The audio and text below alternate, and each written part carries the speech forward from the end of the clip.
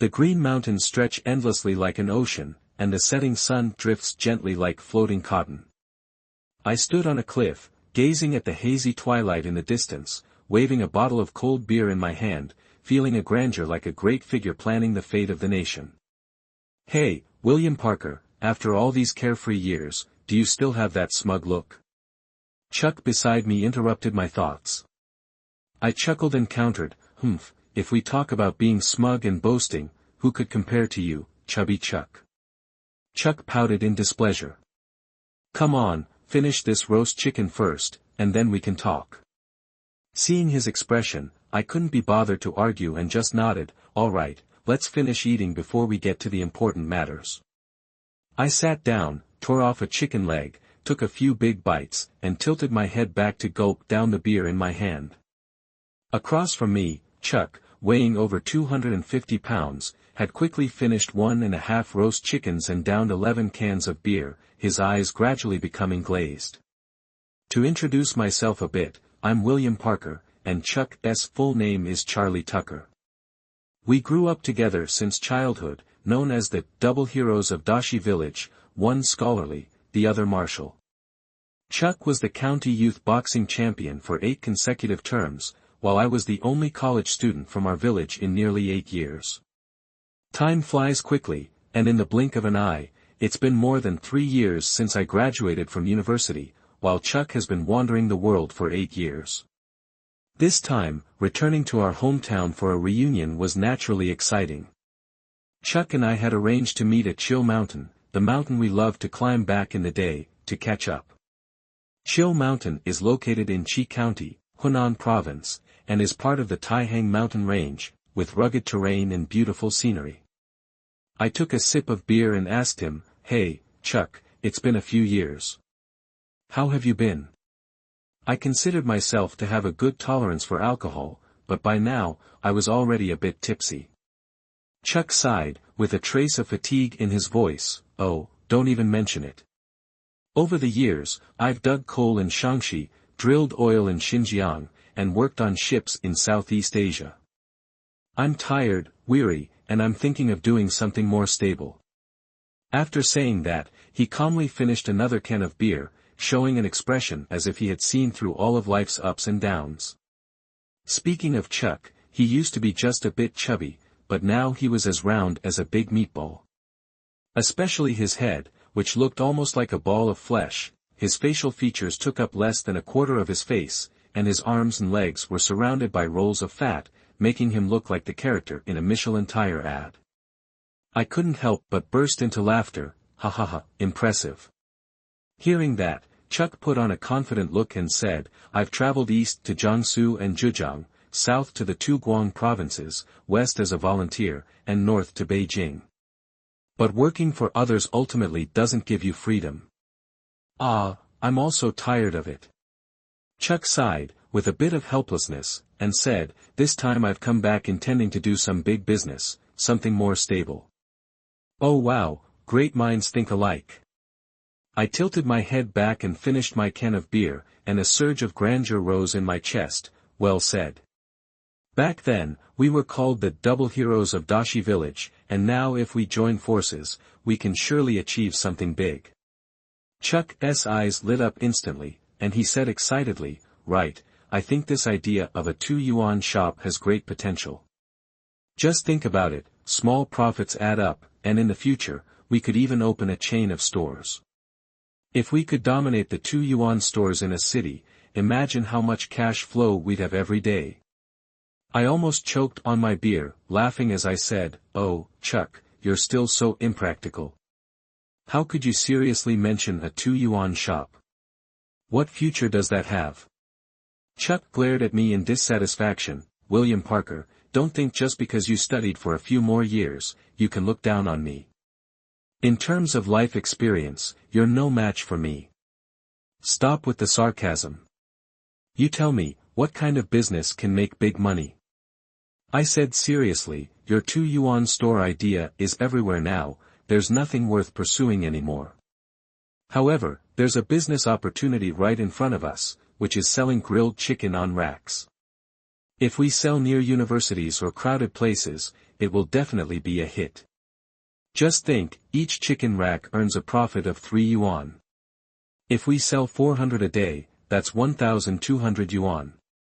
After deducting miscellaneous expenses, the profit is around 800 yuan, no problem. Each of us makes 400 yuan, which is 12,000 yuan a month. Hearing what I said, Chuck's eyes grew wide. I continued, then we can start franchising, charge franchise fees, and open chain stores. This is a very profitable business. You know, those people selling grilled chicken and savory pancakes near my university are making tons of money. After hearing this, Chuck immediately showed interest. Makes sense, makes sense. You're not wrong, let me think about it carefully. However, Chuck still didn't make an immediate decision. Hey, what are you hesitating for? Working for others has no future. I couldn't help urging him. Oh, by the way, be honest, what exactly have you been doing all these years? Chuck asked loudly. In the past 3 years, I've changed jobs 6 times, and every boss I met acted like some kind of big shot. Criticizing me, making snide remarks like, look at you, a university graduate still obediently working for me. I may not have a fiery temper, but I can't tolerate being looked down upon, nor can I stand this kind of injustice. Going from one place to another, up to now, I still haven't found a stable job. I sighed helplessly. Chuck couldn't hold back either and began to complain. To be honest, ever since I've gotten fatter and fatter, I haven't been able to participate in competitions anymore. The worst part is, apart from fighting, I don't know how to do anything else, so I had no choice but to work as a bodyguard. At first, I was a bodyguard for big bosses, then for medium bosses, and eventually for small bosses. Damn it, the smaller the boss, the more troublesome they are. The last one even withheld 2 months of my salary and had the audacity to say that I was ruining his image. It pissed me off so much. Back in the day, I even saved this guy's life, and this is how he treats me.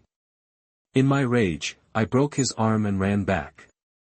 At this point, Chuck grew more and more furious, his entire body trembling, the fat on him shaking violently, and there was a faint hint of the spirit of the Sonda champion he once was. I burst out laughing. Chuck, with all that fat on you, if I were the boss, I wouldn't hire you either. Looking at his bulky figure, I couldn't help but mock him. Chuck glared at me, indignant, and said, I'll tell you what, even though I'm fat, my kung fu hasn't declined. Though we trained in informal ways, with Baji Quan combined with Tai Chi, 4 or 5 young guys wouldn't even be able to get near me. I said, even though I don't know martial arts, I do know that Baji Quan is fierce and explosive, while Tai Chi uses softness to counter strength. Practicing both together, no wonder you just keep getting fatter. Hearing this, I laughed even harder. Do you still look down on me? Today I'll show you my real kung fu. Chuck's temper flared up. Back when we were in school, he was known for his ruthless attitude, almost like a little demon who ruled the world. After graduating from middle school, he even beat up the dean of discipline and the vice principal. Now, seeing me belittling his kung fu, Chuck was infuriated and immediately started throwing punches and kicks on the hillside. Hey! Ha! Hey! Don't underestimate Chuck because of his round figure. He was actually quite agile, and his punches and kicks were swift and powerful. Suddenly, Chuck executed a spinning kick and stomped heavily on the ground. Good! Great! I couldn't help but shout in praise. However, before the words were out of my mouth, I heard Chuck scream in pain. A big hole suddenly appeared under his foot, and he fell right in, with only his upper body sticking out. I was stunned. Oh my gosh! That's incredible! You managed to stomp a hole into the ground? Chuck shouted, oh no! What did I step on? I don't know whose trap this is. Why are you still standing there? Come and pull me out. Chuck was stuck at the waist, his face flushed red, clearly in a hurry. Ha ha ha ha. Wait a minute, let me take a picture first, your pose is perfect, ha ha ha ha. I quickly pulled out my phone and took a picture. At first, I was going to let Chuck stay stuck a little longer, he looked too funny. But when I saw his face getting redder and redder, and he looked like he couldn't take it anymore, I realized if I didn't help soon, there might be a real problem. So, I hurried over, grabbed Chuck's hand, and tried to pull him up. 1, 2, I tried to lift him 3 times, but he was too heavy. Chuck was like a giant pig. Up you go! I shouted, pulling with all my might. At that moment, my foot slipped, whoa! Both Chuck and I tumbled into the hole. With a thud, we both landed hard, dizzy and disoriented. It turned out that the hole was straight down, over 20 meters deep. If it hadn't been for the dirt and weeds slowing our descent, we might have broken a few bones. Chuck was underneath me, acting as a meat cushion, and I landed heavily on him. Luckily, he had thick skin and plenty of fat, so even though he was grimacing in pain, he wasn't seriously hurt. Oh damn! Who the hell dug this trap? They totally got Fat Lord here. Whoever did this, they're definitely cursed with no belly button. Chuck cursed angrily, groaning. In pain. My arm was also scraped, and there were a few bleeding cuts, the pain almost unbearable. I looked up at the opening of the hole and saw light trickling in, with some dirt and rocks falling from the sides. Chuck and I quickly moved deeper into the hole to avoid getting hit. Hey, could this be a damn air raid shelter? I said. Chuck nodded, you might be right, this hole is pretty big. But whose air raid shelter would have a straight vertical entrance? If a bomb falls, it would go right through this opening. Wouldn't that make it useless? Chuck's face was covered in mud from the fall, his arm was scraped, and he was complaining as he walked forward. The light in the hole was very dim, so he pulled out a high-end windproof lighter from his pocket to light up the surroundings. Hey, fatty, I say, maybe this is a treasure cave. I said excitedly as I looked around, maybe our luck has finally arrived. The hole clearly had signs of being man-made, the walls were all built with blue stones. Hearing me say that, Chuck was even happier, his courage growing, and he took a few quick steps forward. Oh my God! This time we're really going to make it. No wonder my eyelids been twitching recently, it's a sign of fortune. Chuck shouted in excitement, but suddenly let out a scream and fell to the ground. I was following behind him and was startled. The cave was pitch black, and the atmosphere was a bit eerie. Chuck hurriedly relit his lighter, and when we looked, we both screamed in fright. On the ground lay a white skeleton head, and next to it was a large bag.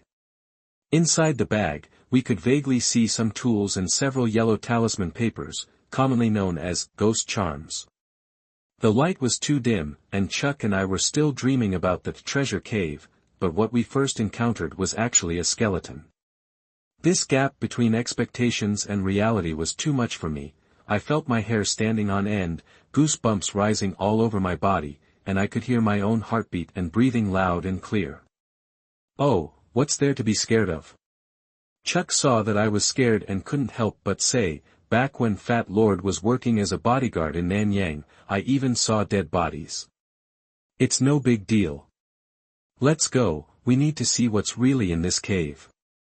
To be fair, Chuck was a martial artist who had experienced many ups and downs in the world, and his nerves were much stronger than mine. He quickly summoned the courage to move forward. Let's go, what's there to be afraid of? I thought to myself, after all, I was a college student, I couldn't let Chuck, martial brute, outdo me. Chuck tossed me a lighter, also windproof, but not as high-end as his. The two of us continued moving forward. The cave was spacious, but after all, it was a cave, with dim light and no end in sight. After walking for a while, we finally reached the center of the cave. In front of us stood a large, dark green coffin. The coffin lay there silently, exuding a chilling aura of terror. My head buzzed, and I felt a sudden chill wash over me. I immediately understood that this wasn't an air raid shelter, nor a treasure cave, it was a tomb. Earlier, that wasn't a trap, it must have been a tunnel dug by that skeleton. I whispered. No way, is this really a tomb? Chuck also started to realize. The walls around us were bare, and the atmosphere was extremely eerie. I felt a surge of fear. This was my first time being in a tomb, and the feeling was absolutely horrifying. The cold wind blew through, and I kept feeling chills down my spine. Hey, what if there's really treasure here? Chuck suddenly got excited, his eyes beginning to shine. If we find any treasure, we could get rich. You're not thinking of robbing a tomb, are you? That's a serious crime, and you could lose your head for that. I was startled and quickly tried to stop him. Even if there is treasure, we should hand it over to the state. As a university student, I knew the severe consequences of tomb robbing. It was not something we could do just out of greed. Chuck waved his hand dismissively and said, we didn't come here to rob a tomb, we fell in, right? If we die here, who's going to save us? Who's going to cover our medical expenses? My dad couldn't afford treatment, and when I was 8, I had to watch him die. Chuck said, full of resentment, we're just picking up stuff. Even if there is treasure, handing it over to the state will surely earn us a reward. There could even be a major discovery, and maybe we could end up with jobs in the system. Since we're here, we should see it through. When Chuck got stubborn, he wouldn't listen to my advice. I had no choice but to say, it's just an old coffin, what could be so great about it? Besides, haven't you read the novels? What if there's a zombie or a mummy in there that wakes up and sucks your blood? I couldn't help but remind him, feeling uneasy. Chuck laughed loudly after hearing that. You actually believe that nonsense? From those novels? Zombies, mummies, it's all made-up nonsense. You're such a bookworm. I didn't think educated people could be so scared. Some light came through the opening of the hole, and the ventilation in the tomb wasn't bad. The air wasn't fresh, but it wasn't suffocating either. My fear lessened a bit. Fine, let's see if there's any treasure. But remember, whatever we find must be handed over to the state, that's our principle. I said seriously. Though I hadn't found stable work even after graduating college a few years ago and had been looked down on by relatives and friends when I went back home, I still couldn't stoop to tomb robbing just because I was poor. Chuck turned around and said, all right, I'll listen to you. The two of us worked together, getting ready to move the coffin lid. I couldn't help but remind him, be careful of traps and moisture. All right. 1, 2, 3. Chuck swung his arm forcefully, and together we used all our strength, and the coffin lid finally opened slowly. I felt extremely tense. Opening a coffin is often the most dangerous moment, as there could be traps or poisonous gases. But when the coffin opened, both Chuck and I were stunned. Inside, it was clean and neat. Lying there was an extraordinarily beautiful corpse. She wore a light red dress, her skin smooth and delicate, as if she were just asleep. In terms of beauty, even today's top celebrities couldn't compare to her. To describe her as stunningly beautiful, like the moon and flowers shamed by her presence, wouldn't be an exaggeration. However, what shocked us the most was that behind her there was a pure white fox tail, fluffy, soft, and about 2 feet long. Chuck and I screamed at the same time, our hair standing on end, our hearts almost stopping. The cold wind howled through the tomb, and the fur on the fox tail swayed in the breeze, as if it could rise at any moment. Fatty, Fatty. This is a fox demon. I shouted in terror, my heart pounding intensely. It was my first time in a tomb, and I had never expected to encounter something so eerie. Chuck widened his eyes, his voice trembling, muttering, they say that fox spirits can transform into human form to deceive people, but their tails can never change. This really is a fox spirit. This scene was almost unbelievable. If I hadn't seen it with my own eyes, no one would believe it. But it was happening right in front of us. Suddenly, that beautiful corpse slowly turned around, opened her eyes, and smiled at me faintly. The smile carried a deadly allure, as if it was dragging me into a gentle trance. I instantly felt my mind sway, my whole body went weak, and I completely lost control of myself. Run!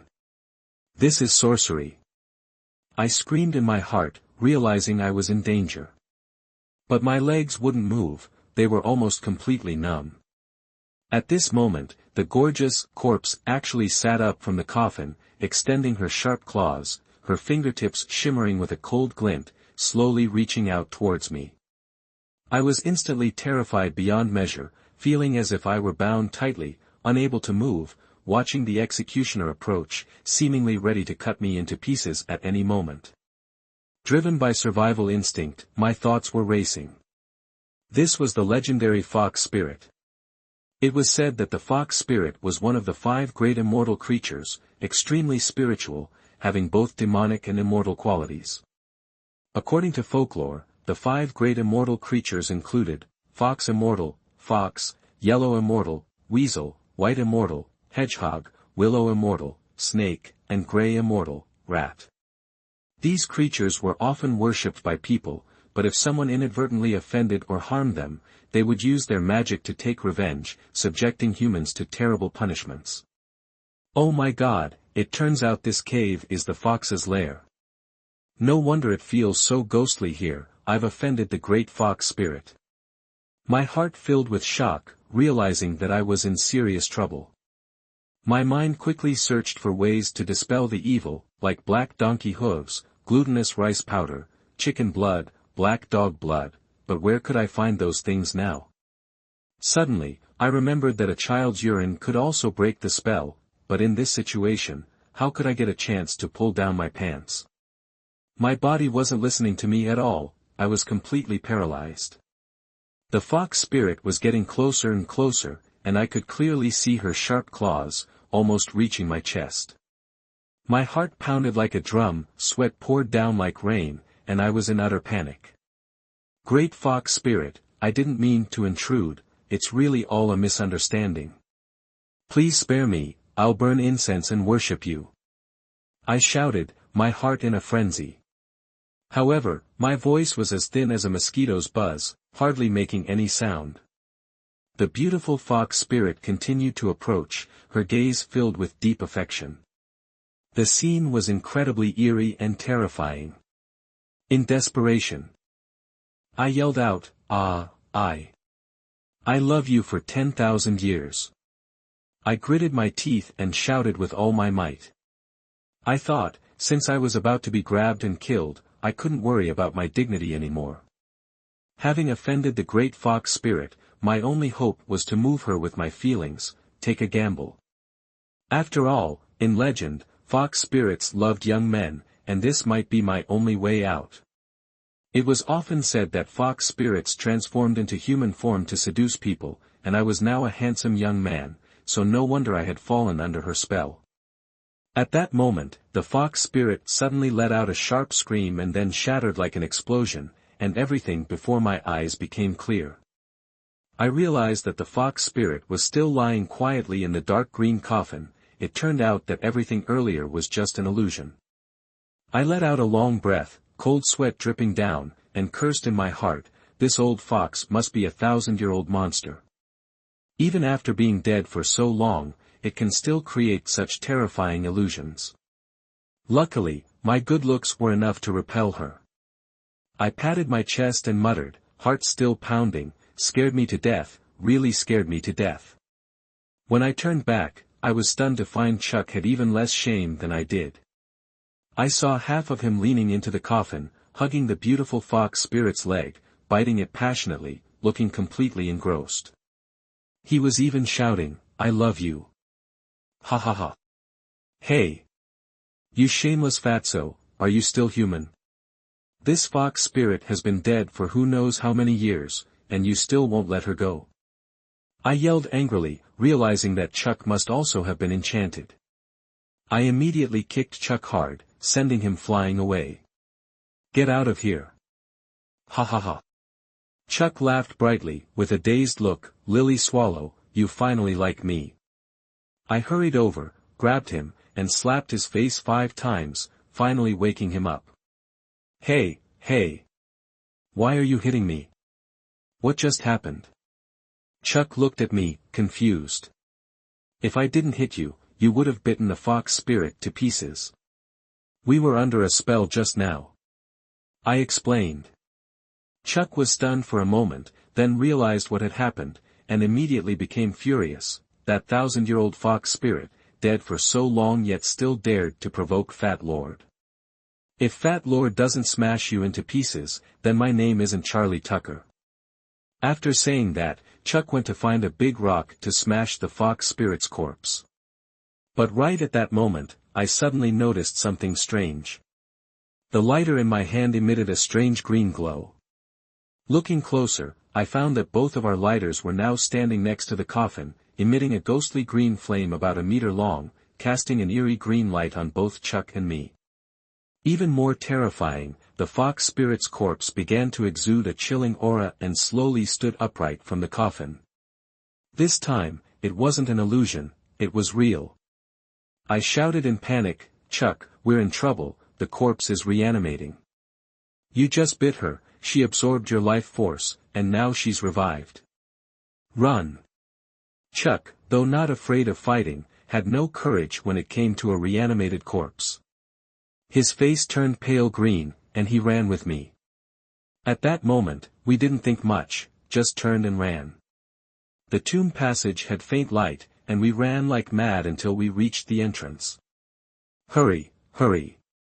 I shouted. But Chuck was too fat, and the entrance was a vertical shaft, over 20 meters high. It had just rained, and the ground was slippery. Climbing up was no easy task. Chuck managed to climb 3 or 4 meters before suddenly slipping with a thud and falling back down. We turned around, and were terrified out of our wits. The fox spirit had jumped out of the coffin and was hopping step by step toward us. Her long nails were like sharp claws, making people's skin crawl. "Run!" Chuck shouted in horror. At his age, who had ever seen such a scene? This was far scarier than facing an armed robber. Although the tomb was spacious, it was still a confined space. Chuck and I ran in separate directions, but soon realized that in such a place, it was impossible to escape the pursuit of a zombie. Suddenly, I thought of a scene from a movie and couldn't help but remind him, "Wait, I remember in zombie movies they say, if you hold your breath, the zombie can't detect you." Chuck heard this, and both of us simultaneously covered our mouths and noses, desperately holding our breath. Sure enough, the fox spirit's eyes suddenly turned vacant, and she stood there, turning in circles as if she couldn't see us. But the problem was, who could hold their breath forever? Very soon, my face was turning red from the effort. Chuck couldn't hold it any longer and let out a loud fart. The sound immediately caught the fox spirit's attention, and she turned towards Chuck, reaching out both arms as she lunged at him. Do or die. Though Chuck was scared, at that moment, it was a fight with no retreat. He gave a fierce flying kick, hitting the fox spirit square in the chest. With his 250-pound body in martial arts training, that kick was enough to cripple an ordinary person. However, the fox spirit's body seemed like iron or bronze, and Chuck's kick was bounced back. He let out a cry of pain and fell, thud, to the ground. His leg was completely numb, and fortunately, his martial arts training prevented him from breaking a bone on the spot. Seeing this scene, I broke out in a cold sweat from fear. If Chuck was killed, I wouldn't escape either. In the heat of the moment, I gritted my teeth, picked up a green brick, and smashed it hard at the fox spirit. Bang! The green brick hit the fox spirit on the head, shattering instantly, with fragments striking the coffin and making a clear metallic clinking sound. I realized that the coffin was made of bronze. The female zombie let out a sharp scream and turned to lunge at me. Luckily, I was thinner and more agile, so I immediately started running around the bronze coffin. The female zombie was fast in a straight line, but she was clumsy when turning, and couldn't catch up with me for the moment. At this moment, Chuck summoned all his strength, slowly stood up, and lifted a giant stone weighing over 100 pounds. He quietly moved behind the female zombie and shouted, "I'll crush you," and smashed the stone down on her back. If it were an ordinary person, they would have been flattened long ago. However, the female zombie was not human. She roared in anger, turned around, and slapped Chuck away, sending him flying 5 meters before crashing heavily to the ground. Chuck was already severely injured. If the female zombie caught him again, he wouldn't survive. At this critical moment, I rushed over, hugged the female zombie from behind, trying to stop her. But her strength was overwhelming, I couldn't resist and was dragged by her. The female zombie forcefully swung, throwing me 7 or 8 meters away, and I fell next to a pile of bones. At that moment, I suddenly caught sight of a package next to the skeleton, containing a few talismans with red symbols on them. Having seen many zombie movies, I knew these could be Mao Shan's corpse-suppressing talismans. In desperation, I quickly grabbed a few talismans and stuck them onto the fox spirit's forehead, shouting incoherently, "Great Fox Immortal, I love you forever. Love you forever," in an attempt to divert her attention. Sure enough, the fox spirit paused for a moment and lunged at me, moving as fast as lightning. I was scared out of my wits, but I managed to press a talisman on her forehead. However, at that instant, she pounced on me, and we ended up in a direct lip lock. At that moment, I felt like I was being sucked into a mesmerizing world, feeling blissful, as if I had reached the pinnacle of joy and happiness. It was like a 1,000-year wait condensed into a deadly kiss. I was utterly stunned. Who would have thought that my first time entering a tomb, I'd end up with a close encounter with a female zombie? However, the feeling of bliss was fleeting. I suddenly came back to my senses, seeing the fox spirit still on top of me, and immediately pushed her away. But as soon as I pushed her off, I felt completely drained, weak, and powerless. Damn, my life force has been sucked out. I screamed inwardly, realizing that this was a common trick used by zombies. I don't know if it was the kiss of death or the effect of the corpse-suppressing talisman, but at this moment, the female zombie suddenly became still, not moving at all. What followed was a scene I would never forget. The skin of the female zombie quickly shriveled, like a deflated balloon, and eventually became a withered husk, turning into a grotesque dried corpse. Chuck and I collapsed on the ground. Although the fight hadn't lasted long, it had nearly drained us of all our strength, our legs were numb, and we couldn't stand. After about 10 minutes, Chuck barely managed to stand up, panting, and said, "William Parker, man, you're ruthless. A kiss and you didn't have your life force drained, instead, you drained her. Haha, respect." "Shut up, you're talking nonsense," I responded helplessly. It was the corpse-suppressing talisman that worked. Of course, I would never admit that the kiss of death was the key. If word of that got out, wouldn't I be labeled a pervert?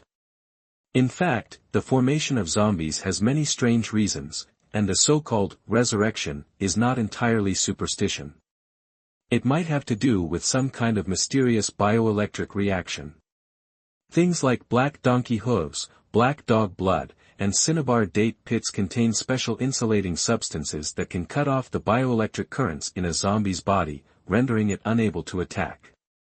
Seeing that the female zombie had completely turned into a dried corpse, Chuck and I finally breathed a sigh of relief, preparing to regain some strength before leaving this eerie tomb.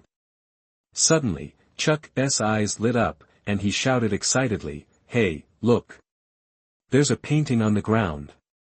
In the light of the lighter, I could see the ground clearly. I didn't know when it had appeared, but there was now a painting on the floor. The scene depicted in the painting was incredibly lifelike, breathtakingly vivid. It was a painting of beauty amidst mountains and rivers, showing a beautiful woman dancing gracefully in a vast landscape, her figure poised as if ready to take flight. The landscape in the painting was majestic and magnificent, stunningly beautiful, and the whole composition was clearly the work of a master artist. However, what was even more eerie was that the woman in the painting bore a resemblance to the female zombie we had just faced, giving it an unsettling vibe.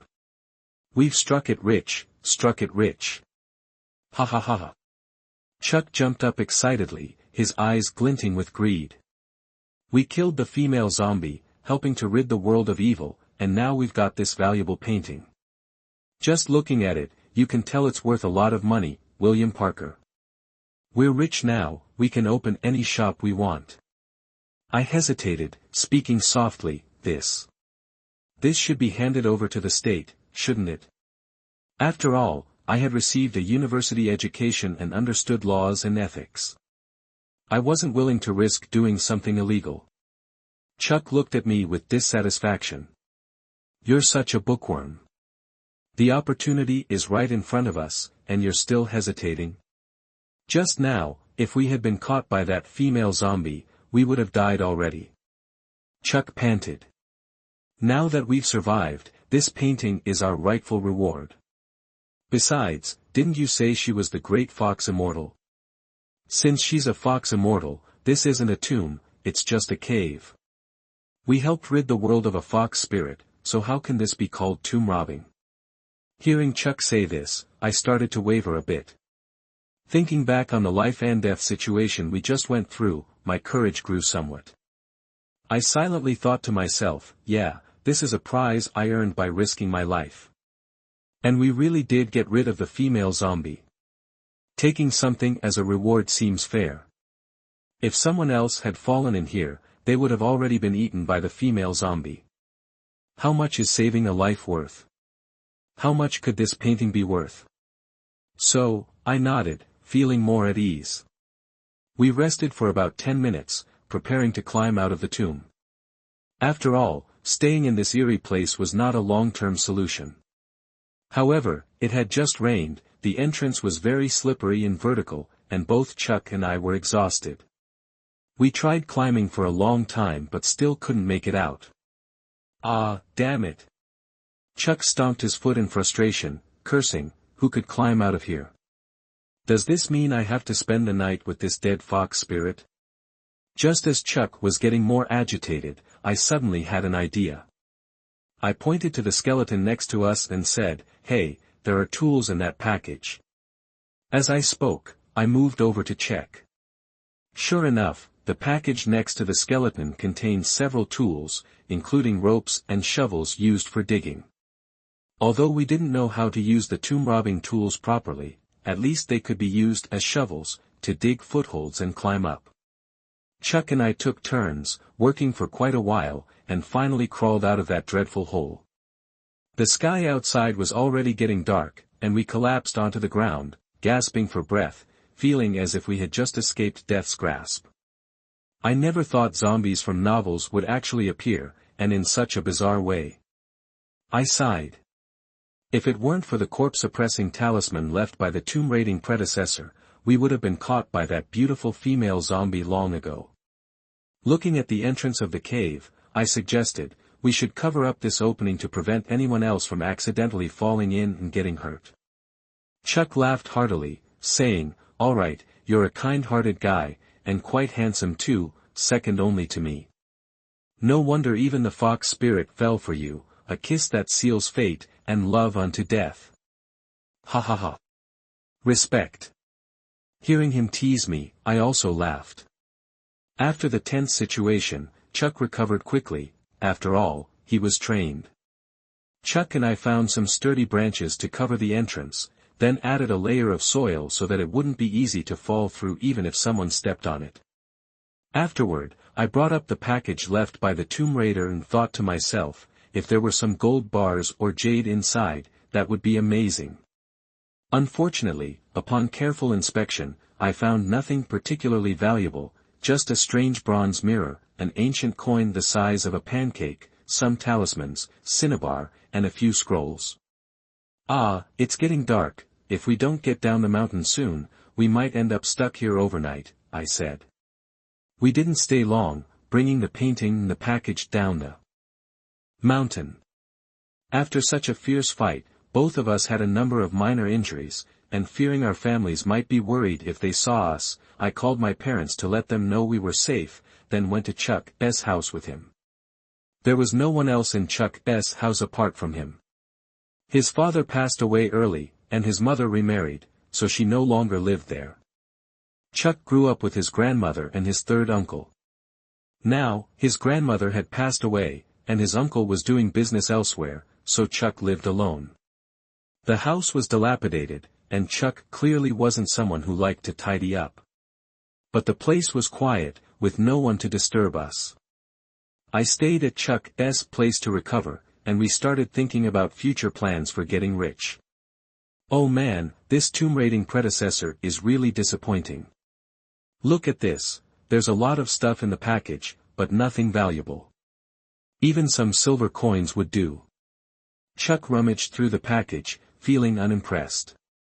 To avoid any eavesdroppers, we tacitly agreed not to mention tomb raiding anymore, instead using the term exploring. After all, we were the twin heroes of Daisher village, and after many years wandering in the world, we still had some wits about us. Hey, look. There's a book here, maybe it's a martial arts manual. Chuck said, bored, as he picked up a small, yellowed booklet. Come on, is this the long-lost sunflower manual? I teased. Ha, not quite. But take a look. Chuck opened the book's cover, and 4 characters stood out clearly: 9 Secrets of the Banshan Clan, 9 Secrets of Moving Mountains. What is this? 9 secrets? Is it a cartoon? I muttered.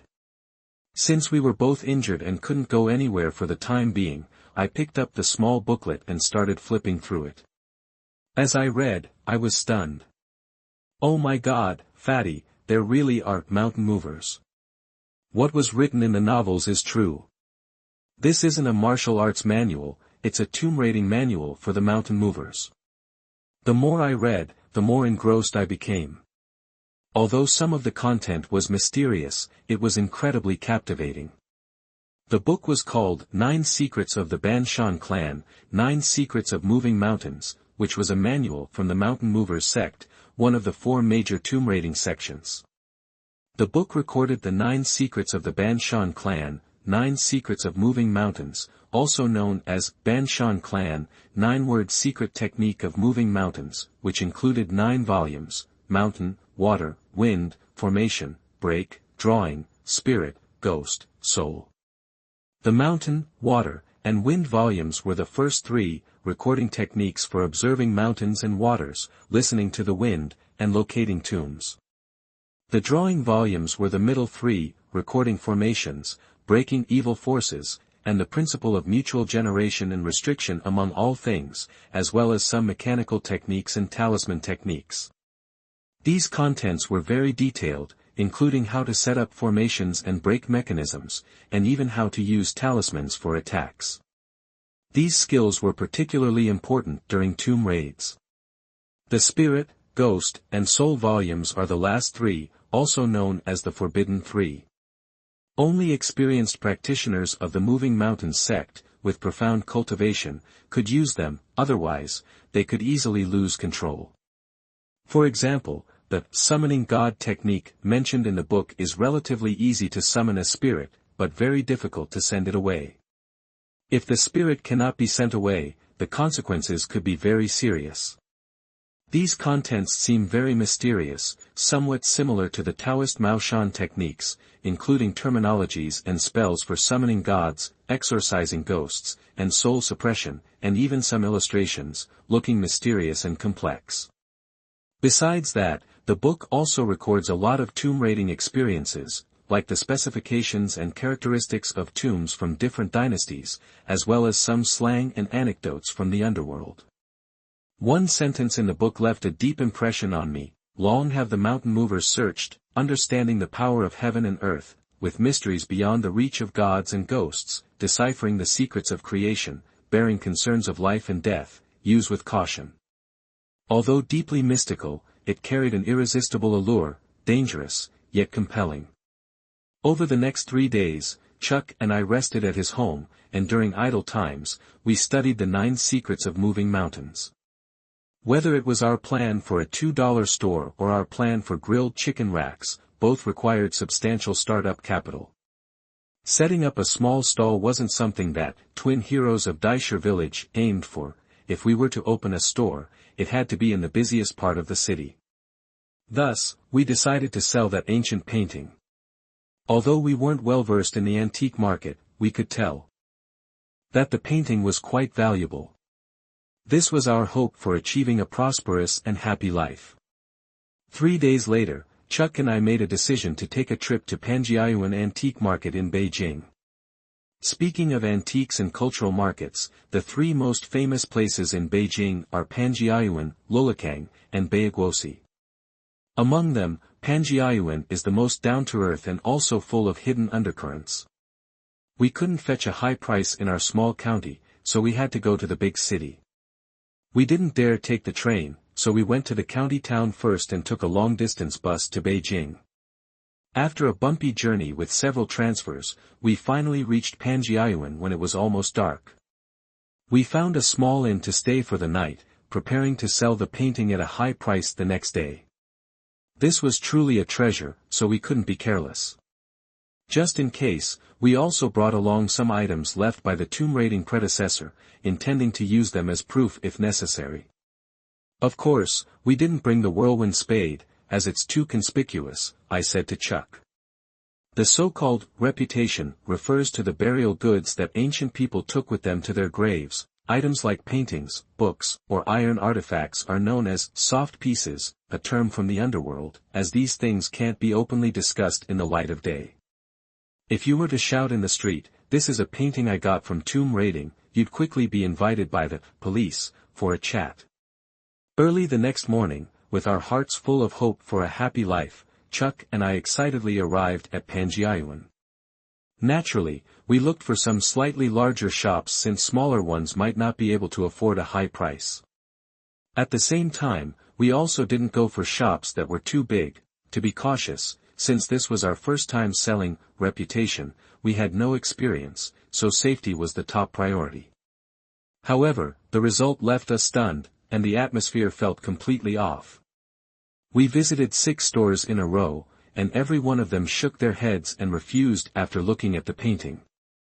They all said that the painting carried a sinister aura, especially the eyes of the character in the painting, which looked too real, like someone was staring at them, making it very inauspicious.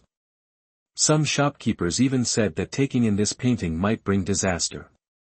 On the other hand, the ancient copper coin with the tiger pattern that we brought from the tomb had 3 shops willing to buy it, each offering around 1,000 yuan. Upon hearing this, we were furious. Chuck shouted, "If you want to buy, you have to buy everything, we absolutely won't sell separately. This is a treasure we risked our lives for, almost costing us our lives, and you're only willing to pay 1,000 yuan. This is our hope for success, how could it only be worth 1,000 yuan? I said angrily.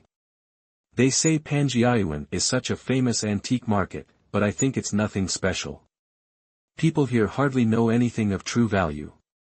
This painting is so exquisite, even if it's not on par with Tang Bohu, Huang Gongwang, or Zhang Daqian, it should at least be comparable to Bada Shanren or Dong Qichang. I said in frustration. This painting is so vivid and lifelike, it's definitely a masterpiece, and it should have a place in the world of art. These guys are just bumpkins who know nothing. Chuck was also getting impatient and said angrily, "Humph.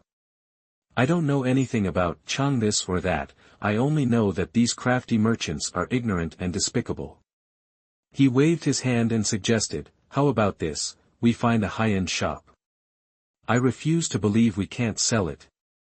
At this point, we didn't care about being conspicuous anymore and directly went to a large store nearby. This time, we learned from our mistakes and first took out the bronze coin with the tiger emblem for the shop owner to see. The shop owner was about 30 years old, fair-skinned, with a plump figure, exuding a subtle elegance. Her voice was soft, and after a few words, Chuck seemed somewhat entranced.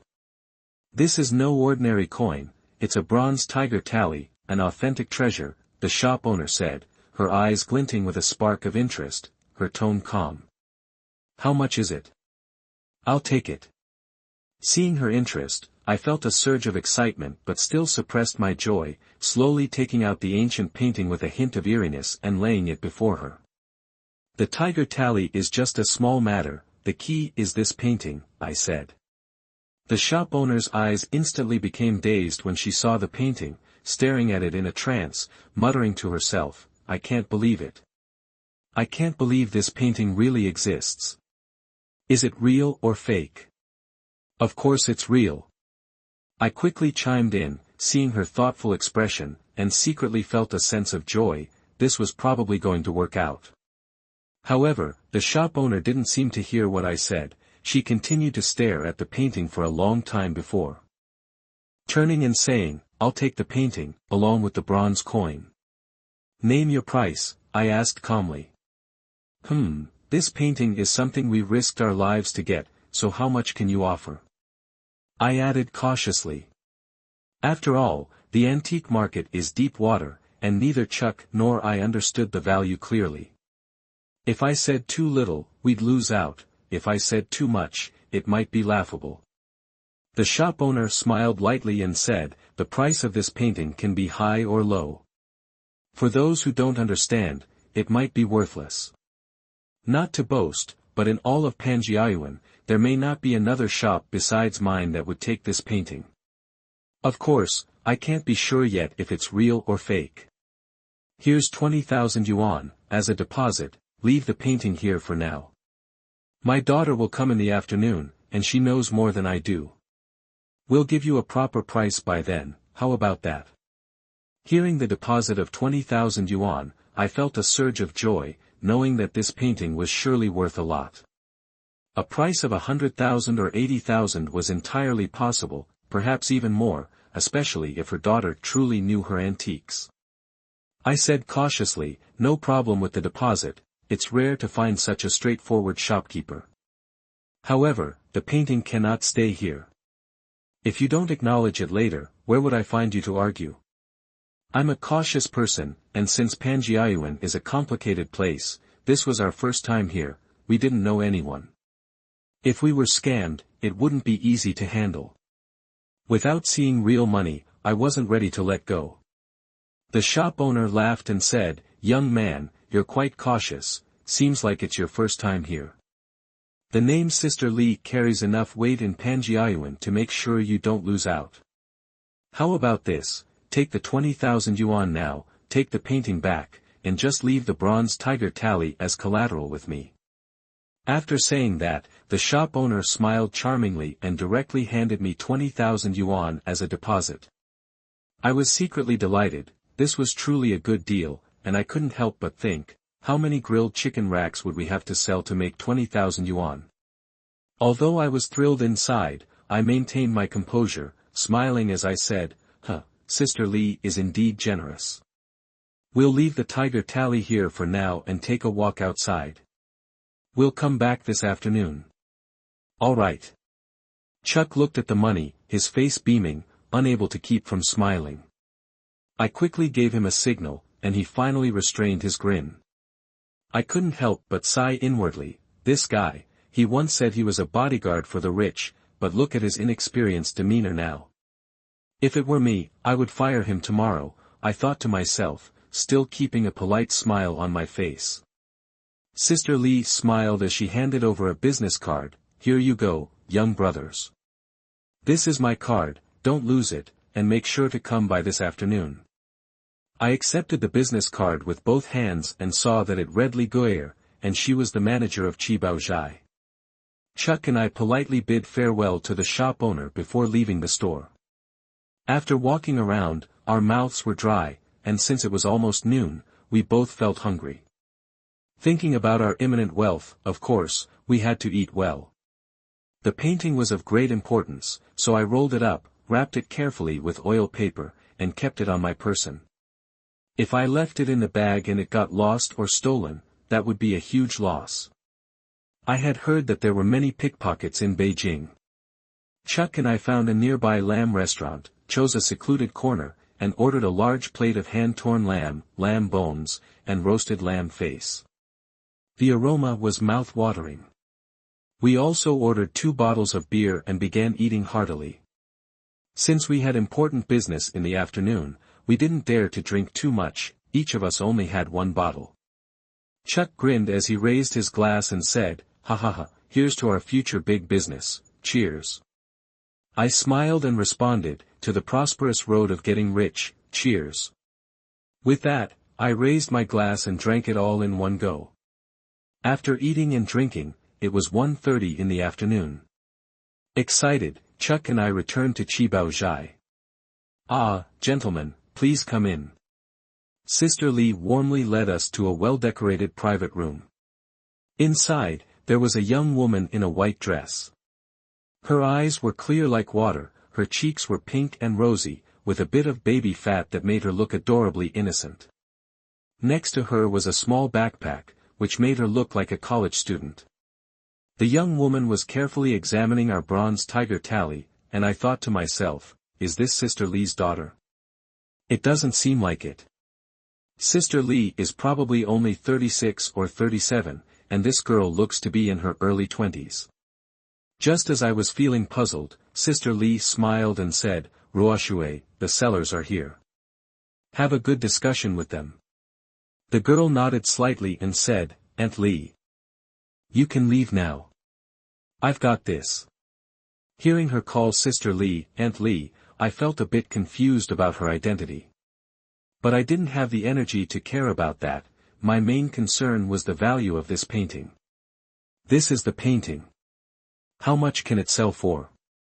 The young woman raised her face lazily, glancing at Chuck and me, then softly said, "This bronze tiger tally is indeed an authentic relic. However, can you tell us about its origin? This is very important to us." I cautiously replied, "It's something we accidentally found while getting lost in a cave." To ensure safety, I made no mention of tomb raiding. After all, we were strangers here, how could we speak recklessly? Chuck stood beside me, nodding continuously, agreeing, yes, it's absolutely true. "A cave, huh?" The young woman smiled slightly and suddenly said, "The king covers the tiger." Hearing this, I was taken aback and thought to myself, as expected, this college girl isn't ordinary, she even knows the underworld slang. In the book, Banshan Jumi, it mentions that these slang phrases are often used by tomb raiders to communicate. Could it be that this cute college girl is also in the same line of work? I immediately adjusted my thinking, realizing that the other party was very likely also in the field. Since we were here to sell the painting, we couldn't afford to show any weakness, so I responded cautiously, "Light on fight, no corpses." Hearing my response, a trace of joy flashed across the girl's face, but she quickly regained her composure and continued, "Strength draws from the battle, spirit covers the world. Remaining without profit, yet never leaving." Chuck, listening beside me, seemed completely lost, his face confused, and he couldn't help but ask, "What are you two talking about?" Chuck likes martial arts, doesn't enjoy reading, and is too lazy to use his brain. Regarding the lingo and knowledge about tomb raiding, other than techniques for fighting zombies, he isn't interested at all. So now he's completely unable to keep up with the conversation. The young woman and I were talking using the jargon of the tomb raiding community. For example, "the king covers the tiger," is a phrase often used by people in the underworld, meaning, "Are you a tomb raider?" The word "do" refers to the act of tomb raiding, while the corpse is called a zombie, or salted fish, and tomb raiders are called rats or Grey Eighth Lords, because they operate at night and are skilled at digging, similar to the behavior of rats. The word tiger is a play on words for rat, and "the king covers the tiger" means to confirm if the other party is from the same profession. The subsequent conversation also follows this meaning and is all jargon between tomb raiders. Outsiders who listen in will surely be left clueless. The young woman smiled and said, "My name is Rebecca Waters, Huanghua Baihua does not go." She used this phrase to confirm our identity. It's clear she knows these things very well, suggesting that she is highly experienced in this field. Rebecca Waters looked at the bronze tiger tally, her voice clear like spring water, carrying a hint of admiration. Earth Snake Mountain route opened. Her eyes widened, and her tone was filled with amazement.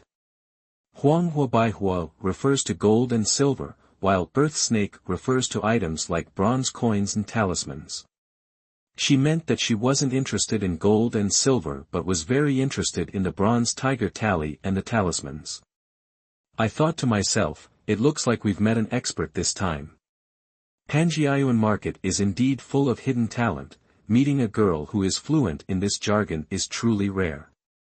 Rebecca Waters smiled gently, looked up at me and Chuck, and suddenly said, "The autumn water and the sky share the same color, as if we are masked guests among the mountains. Seen from the side, it is a ridge, from another angle, it is a peak, simply because we are within this mountain. May I ask which of you two mountain guests is the leader and which is the follower?" Chuck was completely confused, unable to help but foolishly ask, What ridge and what peak?" In my heart, I silently praised, "What a brilliant question from the Mountain Classic. If it weren't for the secret techniques I got from the senior Banshan clan, I wouldn't have been able to understand this inquiry." Rebecca Waters was essentially saying, "I can tell that you two are tomb raiders from the mountains, with one leading and the other following." She wants to know who is the dominant one and who is the follower. The tomb raiding community has always valued sect lineage, with the saying, among the 72 trades, tomb raiding is king.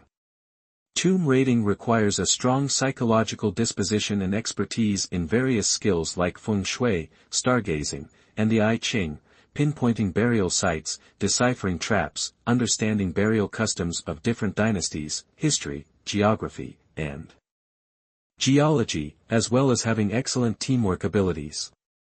Top-notch tomb raiders are not only bold and meticulous but also multi-talented, akin to polymaths in numerous disciplines. In modern terms, they could earn degrees in history, geography, geological exploration, feng shui, mechanics, psychology, mixed martial arts, architecture, classical literature, and artifact appraisal, making them among the finest talents of the 21st century.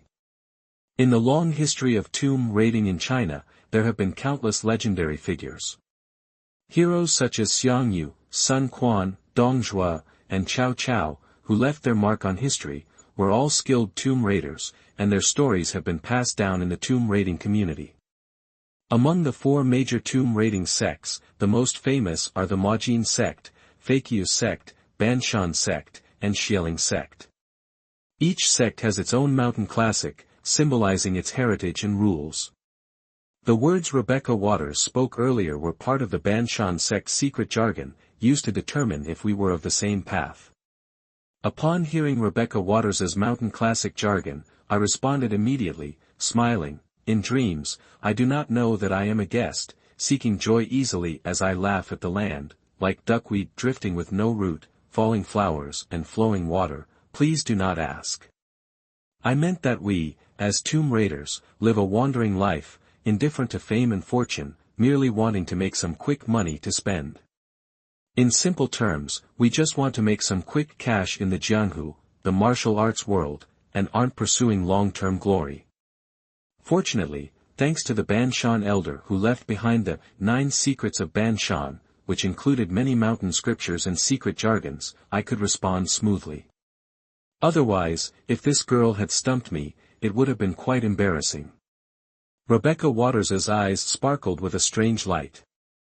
Smiling, she continued, "Standing tall and admiring the vastness of the world, the purple gold shines and the dragon ascends the mountain, crouching tigers and hidden dragons are carved atop the peak, beneath the 4 seas and 5 lakes, smoke rises." I was stunned for a moment. The seemingly naive young woman in front of me was actually a Majin Xiaowei, a member of one of the 4 major tomb raiding sects. If I hadn't heard her say those words from the Mountain Classic, I would never have believed it and could never have connected this young, beautiful girl with Majin Xiaowei. Each of the 4 major tomb raiding sects has its own alias in the Mountain Classic.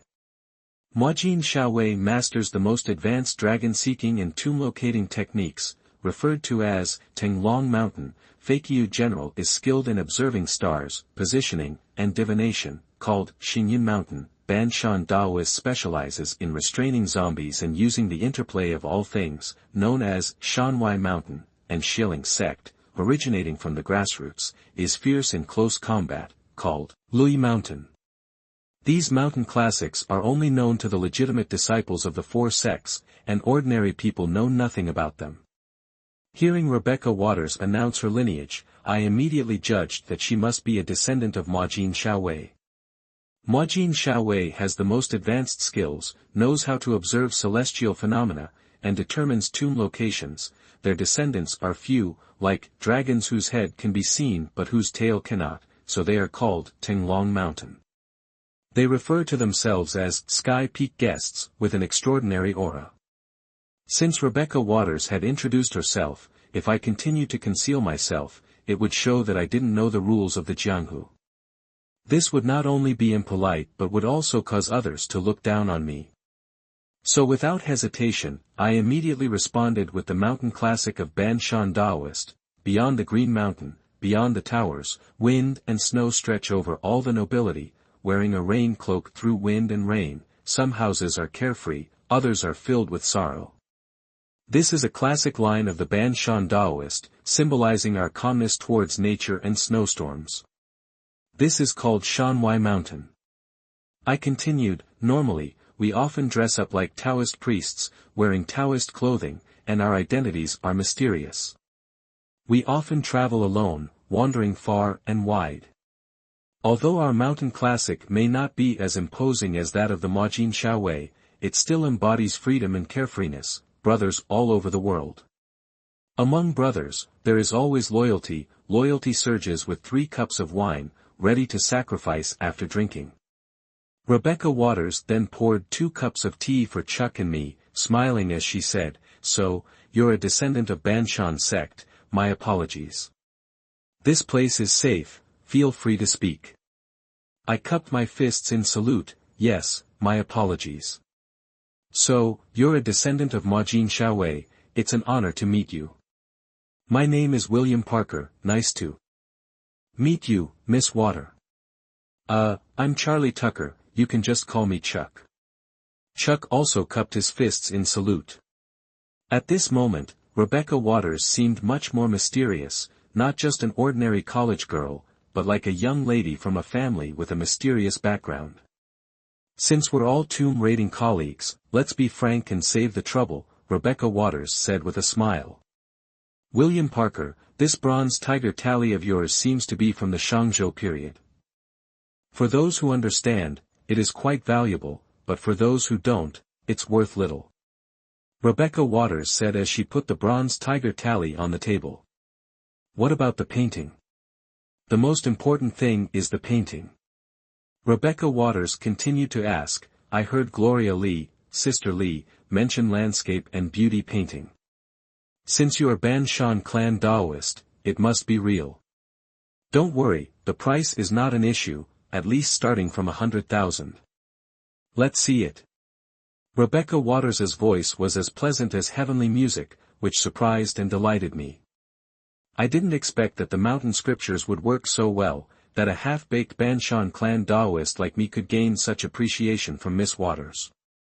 She hadn't even seen the painting yet and already offered a base price of 100,000. I was secretly happy inside. Haha, she is indeed too generous. Chuck's mouth was already grinning from ear to ear at this point. I smiled and said, "Haha, Miss Waters, rest assured, a fine sword is gifted to a hero, and this painting will definitely be sold to you." Saying that, I touched the paper packet tied to my waist. To prevent the painting from getting damp, I carefully wrapped it in oil paper and kept it close to me. When I opened the oil paper, I was dumbfounded. Ah! The ancient painting was gone. What happened? Chuck was also stunned and anxious. Could it be that I put it in my bag? I turned my bag upside down to check, but there was no trace of the painting. It was like I had seen a ghost. I tried to recall everything. I hadn't come into contact with anyone else, nor could it have been left at How could such a perfectly fine painting just disappear without a trace? Chuck also turned his bag inside out but got nothing. What on earth happened? Rebecca Waters's eyes blinked, seemingly more anxious than me. She helped me search the bag, but after thoroughly checking inside and out, there was nothing but the... At this moment, my heart felt torn apart. The chance to make a fortune and embark on the path to happiness, could it have just vanished like this? Chuck's forehead was covered in sweat, and although the weather in Beijing in March was still cool, he was obviously extremely nervous. Rebecca Waters's gaze wandered over me, and suddenly she said in a low voice, "Here." I was stunned for a moment, thinking, what's going on in broad daylight? Is Miss Waters about to assault me, lifting my shirt? I looked down, my soul nearly flew away in shock. The ancient painting had tightly adhered to my belly, almost as if it was imprinted on my skin, vivid like a tattoo. I tried to pull at it, wanting to remove it, but it wouldn't come off. The painting seemed to have merged with my body and couldn't be separated. I was filled with panic, thinking, this is so bizarre. Even when facing the autopsy in Hubei, I wasn't this terrified. I wondered how the painting, which was wrapped so tightly in oiled paper, could suddenly seep into my body. Had I encountered some witchcraft? Was it painted skin? Currently, the painting remained the same size as before, attached to my chest, emitting a mysterious aura. With worry and doubt filling my heart, I turned to Rebecca Waters and said, what is going on here? The painting was now tightly attached 3 inches below my navel, depicting a classic, beautiful woman in work attire, along with a magnificent landscape. Rebecca Waters didn't care about anything else. To see the whole painting, she even pulled down my pants quite a bit, almost leaving me completely exposed, utterly embarrassing. This is real, everything is real. Rebecca Waters mumbled, lost in thought. I was also dazed, thinking that my waistband was already loose, and this situation was really indecent. Besides, having a painting embedded in my stomach, who could feel at ease about that? I couldn't help but ask, what on earth is happening? Chuck opened his mouth wide, too excited to speak for a long while, before finally squeezing out a sentence, William Parker, you're ruthless. I admire you. To prevent our painting from being stolen, you actually sewed it into your belly, Get lost. I didn't sew it on. I shouted angrily, then turned to Rebecca Waters and asked, how can I remove this painting? Rebecca Waters's voice carried a hint of regret. This is a human skin painting, and it contains a curse from a previous life. Once it meets a fated person, it will merge into that person's body and cannot be removed. Human skin. A curse? Who's that twisted? Why did it target me? Instantly, I felt like 10,000 arrows were piercing my heart, and a chill ran down my back. Rebecca Waters regained her composure and said slowly, you don't need to worry too much. This so-called curse may not necessarily be a bad thing, it might bring a great opportunity. To be honest, this painting is called Mountains and Beauties, but in fact, it's a map of an ancient tomb. With this painting, I can find that mysterious tomb. I don't want to go to any ancient tomb. I quickly said, to be honest, I'm just a half-baked Banshan Taoist who got a Banshan secret technique. I'm not interested in ancient tombs at all. It's okay, if you want, you can come with me. Rebecca Waters looked at me, her eyes showing determination. My heart skipped a beat. I couldn't believe the situation had developed to this point. Am I really going to be involved in this mysterious tomb adventure? Well, like this, Rebecca Waters said softly, you figure out a way to print the painting, and I'll give you a 20% discount. Hearing this, I calmed down as well. After all, I'm a young man of the 21st century, not really afraid of some ancient curse. Besides, didn't the prophet say this year, the end of 2012, might be the end of the world? If the world is about to end, why would I be afraid of some curse? The most important thing is still money. If I have money, I can go take baths every day, hire a master to scrub me down with salt, I don't believe I can't scrub it off. Even if I can't, I'll just get a few more tattoos. As for tomb raiding, I'm not interested. If we encounter zombies, we wouldn't even know how we died. Rebecca Waters looked at my expression and said softly, using too much force will actually be ineffective. This human skin map is very spiritual. Once it leaves the body, it loses its spirituality and can't locate the target. It's worthless.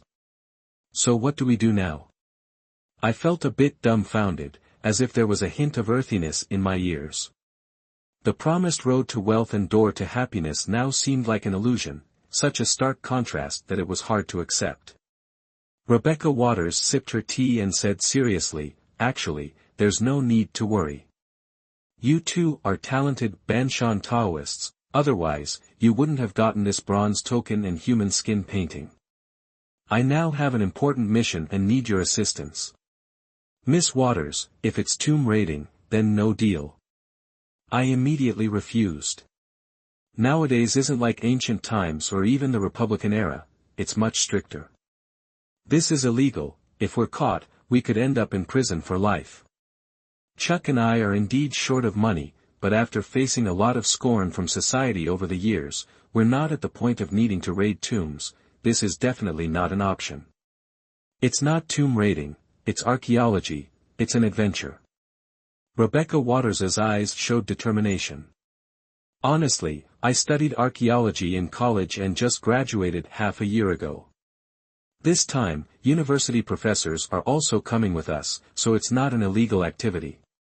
If you two come with me, besides the $20,000 deposit, I'll give you an additional $100,000 as compensation. Hearing this, Chuck and I looked at each other, our hearts shaken. A reward of 100,000 yuan was no small temptation. However, I still hesitated inside, was this really a safe choice? If we find the target, the reward doubles to 200,000 yuan. If everything goes smoothly, I'll add another 100,000. Rebecca Waters looked at Chuck and me, handing us 2 cups of fine tea, and continued, this isn't just about money, we're aspiring young people, not doing anything illegal. As for archaeology, 300,000, right? Hearing that, I became excited. Hey, if a university professor is accompanying us for archaeology, then it's not illegal. Rebecca Waters smiled, her voice as sweet as a spring breeze, Lop Nur. Are you kidding me? My initial enthusiasm instantly dissipated by 70%, and my expression turned tense. Miss Waters, don't mess with me. Lop Nur is one of the 4 major uninhabited zones, extremely dangerous and mysterious. There are still many unsolved mysteries there. Going to Lop Nur for archaeological exploration, what are you looking for? Death? I cursed in my heart. I really couldn't understand why making money seemed so easy. Archaeology for 100,000, 200,000, 300,000 yuan, turns out she wanted to go to Lop Nur. As a modern university graduate, having struggled in society for more than 3 years, I naturally knew how terrifying Lop Nur was. Lop Nur is now basically merged with the desert, a place where not even a blade of grass grows, known as the Sea of Death. It used to be a large lake, with city on its northwest side, an important point on the famous Silk Road. Later, due to climate change and human waterworks, the upstream water source decreased, leading to its drying up. Now it's a vast area of rocks, and because its shape resembles a human ear, Lop Nur is known as the Ear of the Earth. This place is extremely eerie, and many unbelievable things often happen here. To uncover the true face of Lop Nur, countless explorers throughout history have risked their lives to venture into it. Some even call Lop Nur a Devil's Triangle. The ancient Silk Road passed through here, and many prosperous cities have slowly been buried by the yellow sand. In this place, solitary ghosts wander, and dry bones can be seen everywhere. The high monk of the Eastern Jin dynasty wrote in Records of Buddhist Kingdoms, in the Sand River, there are many evil ghosts, and those who encounter hot winds will die. There are no birds flying, no beasts running. If you seek a place to stay, there is none, only the dry bones of the dead to serve as markers. Many people died of thirst even when water was only a short distance away. Thinking about these things, I couldn't help but shiver. This is really unbelievable and terrifying. The famous scientist disappeared in Lop Nur, and the death of explorer further adds to the mystery and fear of this place. However, Rebecca Waters did not seem in a hurry. She continued, actually, Lop Nur is not as mysterious and terrifying as rumored. During university, I went there twice, and one of my friends even went 4 times.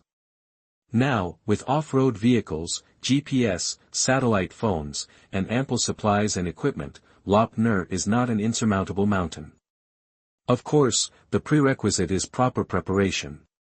Her voice was calm and determined. To be honest, I am going to Lop Nur to find the ruins of Lulon Kingdom. Once found, it will surely be a world-shocking discovery. We are all doing something with immeasurable merit. I was a bit confused, and asked, wasn't the relic of Lulon Kingdom already discovered?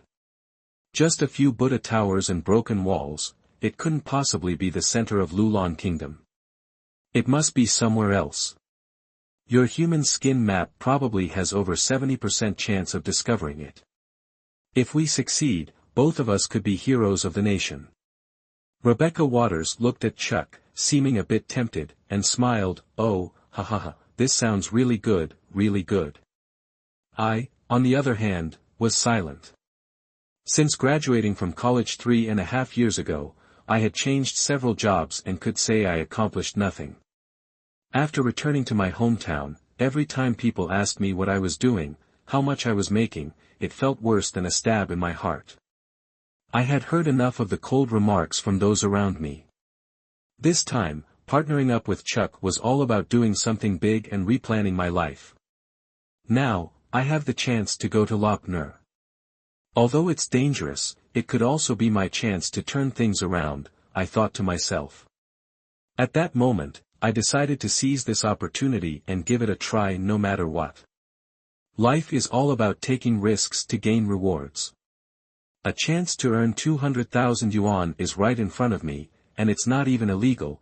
What a rare opportunity. The only question is whether I dare to go. If a young girl like Rebecca Waters dared to go twice, what am I afraid of? Besides, it's already 2012, and I've seen plenty of photos on the internet of people crossing Lop Nur. It doesn't seem like such a big deal. Let's do it. 200,000 yuan is enough for Chuck and me to earn a living for several years. Why not give it a shot? I felt my fighting spirit rise. How many times can you take a big gamble in life? If not now, then when? Even if we don't find anything, it'll be an adventure trip that adds color to life. What's wrong with that? Lulon Kingdom. The name sounds so mysterious.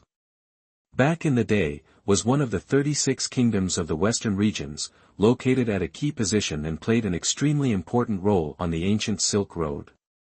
Silk and tea from inland China, horses, grapes, and jewelry from the western regions, all were traded through. Lulon Kingdom was established in 176 BC and mysteriously disappeared in 630 AD. What was once a brilliant oasis civilization is now just a historical enigma. If we can actually find Lulon Kingdom, it would be a world-shaking discovery. As I thought of this, my spirits rose. I looked over at Chuck, and he seemed eager to try as well, full of confidence. All right, no problem. I immediately decided, but all the equipment and supplies need to be provided by you. As a Banshan clan Daoist, I need some tools, and those expenses will have to be on you.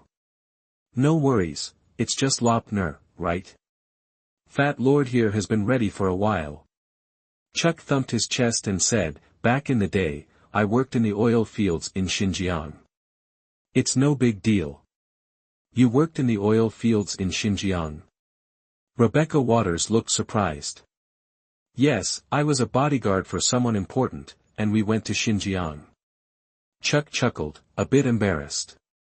Rest assured, I will lead this expedition, and I will provide all the equipment, Rebecca Waters said, handing Chuck and me 20,000 yuan each. Take this money and buy some tools, it's not part of the 200,000 yuan. I'll keep the bronze coin, and this 20,000 yuan is not considered a deposit. Both Chuck and I were stunned. This girl had real strength, she just threw out 40,000 yuan like it was nothing, without fearing that we would take the money and run. I couldn't help but smile and ask, "Ha ha ha, Miss Water, you really are generous. Aren't you afraid that Chuck and I will take the money and run?" Rebecca Waters smiled slightly, just the title of Banshan clan Daoist is worth more than 40,000 yuan, right? You can't find authentic Banshan clan Daoist easily in China. Don't underestimate yourselves. She continued, I ask again, although this archaeological expedition is well prepared, there are still some risks. I won't force you. You still have time to back out now. I accepted the 20,000 yuan, feeling a surge of excitement, and patted my chest as I said, regret? I don't regret it. The word regret isn't in my dictionary. As a Banshan clan Daoist, finding the Lulan kingdom is truly a meritorious deed, why would I regret it? It's my duty. I said confidently. That's right. Fat Lord fears nothing, why would I regret it? Chuck followed enthusiastically, if we succeed, maybe the government will reward us with a few million, and even let us become public officials. Cut it out. I interrupted him, these 40,000 yuan, plus the 200,000 in the future, have completely captured both Chuck and me. In front of money, few people can resist, especially since this is an opportunity for success, a chance to make a name for ourselves. Thinking about this, I couldn't help but feel moved. Receiving the secret technique of Banshan clan seemed to be guided by fate. The horrifying feeling brought by the human skin map also disappeared without a trace. Rebecca Waters looked at us and said, the preparation time will take about 4 or 5 days, we will keep in touch by phone. After that, we exchanged phone numbers and Chuck and I left with enthusiasm. Getting our hands on 40,000 yuan so easily left us in high spirits. We found a nice, upscale hotel to stay in and rest.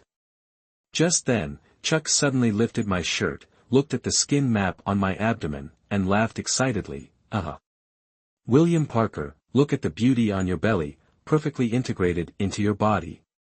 You don't need to watch videos when entertaining yourself, just look at your own belly. Come on, Chuck. I shook my head helplessly. He's kind of a goofball, now all he thinks about is making money, nothing else matters. The human skin map, as horrifying as it was, didn't scare him one bit. We still need to prepare the tools, do you think Lop Nur is just for fun? It's the sea of death. I reminded, Rebecca Waters looks naive, but in fact, she is very shrewd. The 20,000 yuan is not just given for nothing.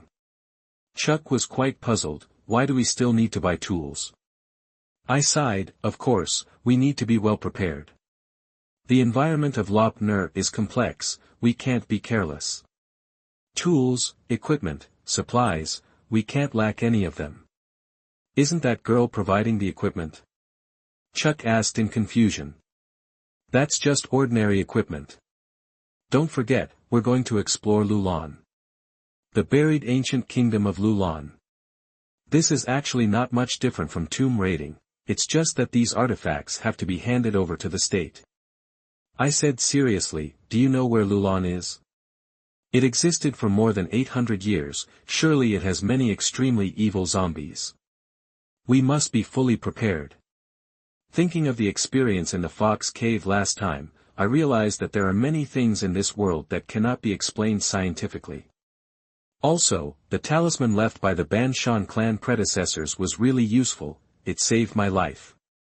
Chuck had now become a combat enthusiast, nodding, yes, alright, I'll listen to you.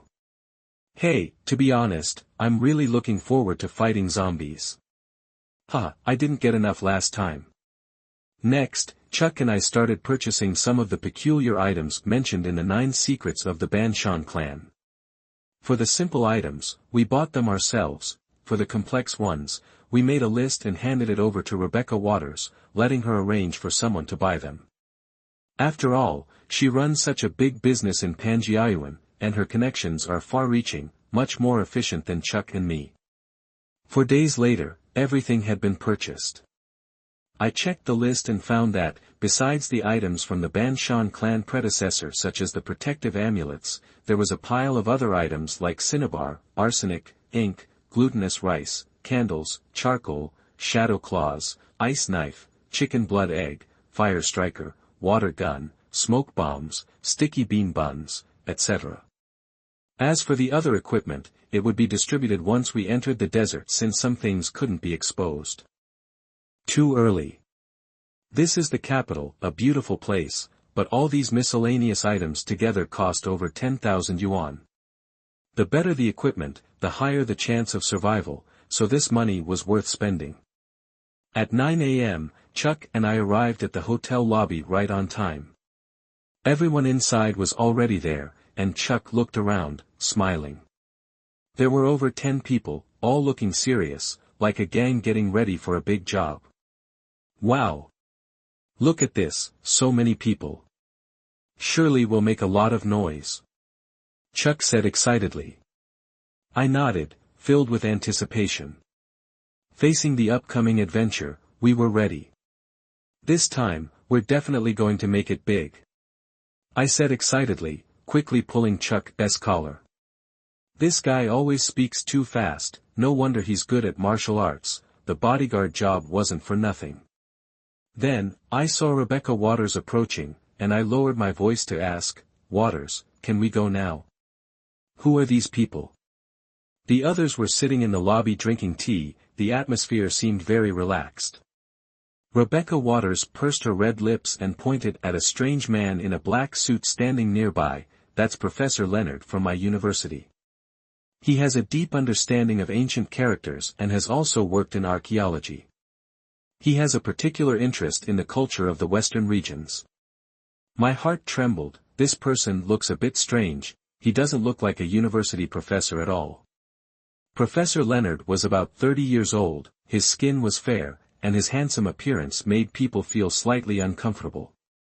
He was expressionless, with his head lowered, and his hair covering one eye, carefully trimming his nails with an ordinary fruit knife.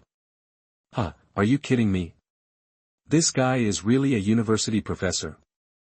Chuck couldn't help but joke, then I'm a postdoctorate, you know, a doctor on an island. He teased again, Waters, it looks like your university and Lanxiang Technical School are evenly matched. This time, you can't just say whatever you want. I quickly stopped Chuck. He was used to calling people, boss, now he saw everyone as a boss.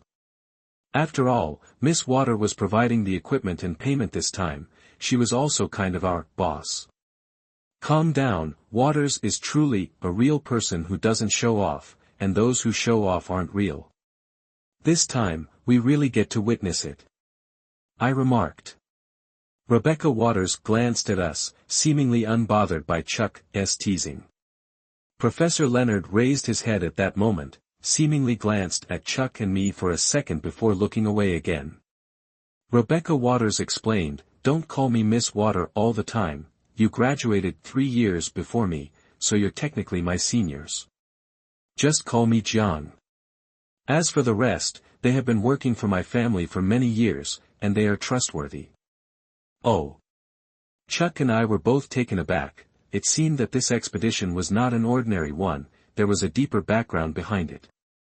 It seems that the Jiang family is definitely a powerful and influential family, casually dispatching more than a dozen people. Outside were 4 fully loaded Land Rover Range Rovers. Chuck and I weren't too knowledgeable about cars, but seeing such a powerful vehicle, our hearts were excited, and we felt a sense of security as if they were steel beasts. Rebecca Waters, Chuck, Professor Leonard, along with the 12 assistants from the Jiang family, a total of 16 people, all boarded the car, embarking on the expedition to Lop Nur. Faced with the risks of Lop Nur and the risks of tomb raiding, my heart was filled with anxiety. As I stepped into the car, I looked back at the sky over Beijing, a rare blue, the air unusually fresh, and I felt many emotions. This time, we were embarking on a journey into the unknown, a mysterious civilization and uncertain dangers. However, for 200,000 yuan, I had no choice. I had to work hard to survive in this cruel society and live a better life. I didn't know if this was a path of no return, but given the circumstances, there was no better choice. The convoy of 4 off-road vehicles with 16 people soon set off. The 3 of us, me, Chuck, and Rebecca Waters, along with a driver, sat in one of the middle SUVs. Nathan was clearly the bodyguard of Miss Water. His eyes were not large but were as sharp as blades. Just one glance at him made it clear that he could make a move at any moment. Although Chuck had also worked as a bodyguard and was skilled in martial arts, he was visibly less confident in front of Nathan. By now, I had become somewhat familiar with Rebecca Waters, the mysterious family's young lady who had no heirs. Since we were all university graduates, we had a lot in common to talk about. During a meal at a roadside restaurant, Chuck took the opportunity to say to me, "Hey, you're not doing well now, so don't get any ideas about that beautiful boss. She's a femme fatale, one wrong move and you'll get bitten. Just think, she's so young and already a legitimate Majin Xiaowei, tomb raiding officer, with such a powerful family. Be careful not to get eaten alive." I responded helplessly, "Chill out, I know what I'm doing. We're broke now, and those who have nothing to lose aren't afraid. If anything, it's Miss Water who should be afraid of me. Why should I be scared of being eaten by her?" I joked. "Young man, I advise you to broaden your horizons and take bigger steps." I continued, feeling like Chuck was being a bit paranoid. "You're stubborn until you see the truth, let's wait and see." Chuck ignored me and focused on eating. The journey was not rushed, we rested normally at night and had good meals to maintain full physical strength. After all, soon we would be venturing into the Lop Nur, known as the Sea of Death. During the journey to the life-restricted zone of Lop Nur, I began to review the 9 secrets of the Ban Shan clan diligently. This was a matter of life and death, and I had to memorize it. As they say, sharpening the spear just before battle, even if it's not sharp, it still glows. The upper 3 volumes of 9 Secrets of the Ban Shan clan were profound, mainly about feng shui and identifying locations for tombs. I only skimmed through them, as when it comes to locating tombs, a Ban Shan clan Daoist is certainly not as skilled as a Majin Xiaowei, tomb raiding officer. As for the lower 3 volumes, the content was even more obscure, filled with supernatural mysticism, and had serious side effects, so I didn't delve deep into them. What I mainly studied was the middle 3 volumes, which were very clear, especially the P.1, Breaking the Painting, volume, which was not as obscure. I worked hard to learn, and 4 days later, after a short rest in Ruoqiang County, we replenished our equipment and began our venture into Lop Nur. As for the necessary permits, they were not an issue at all with the influence of the Jiang family. Regarding the route, Rebecca Waters carefully studied the map on my stomach and used her dragon-seeking expertise to determine that the location was likely north of the ancient route of the Peacock River, passing through the middle area between Guma Valley and the ancient city ruins of Lulan. She also mentioned that the best exploration seasons were September and October, and May was also suitable, but now it was March, sandstorms were frequent, and the environment was harsh. However, with sufficient equipment, Miss Water and I were both eager to proceed. According to the experience of a Majin Xiaowei, tomb raiding officer, the high winds and shifting sands actually made it easier to find ancient tombs buried deep in the sand and determine their location. Otherwise, in the vast sea of sand, every direction looks the same, making it impossible to find the dragon vein.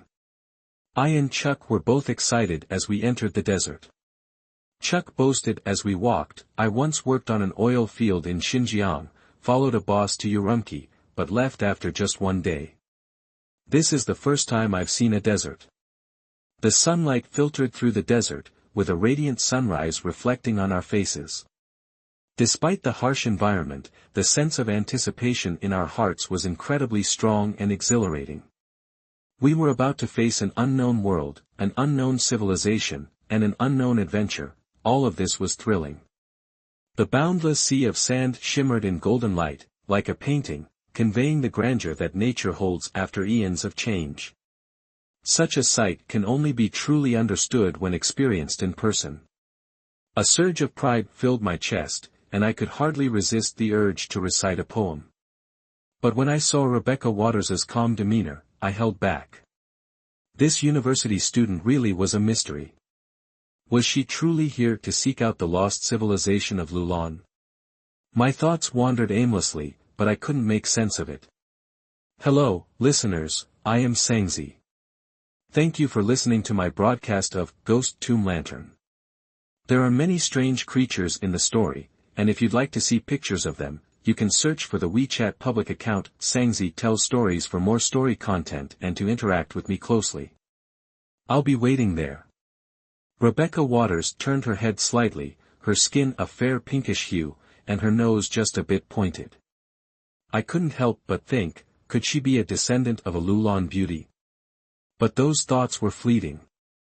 The road soon became rugged and bumpy, and the speed of the off-road vehicles slowed down. By noon, there were no longer clear paths, only an endless expanse of sand and salt flats. Despite the superior performance of the off-road vehicle and the experienced driver, driving in the desert still required great caution, especially when crossing sand dunes.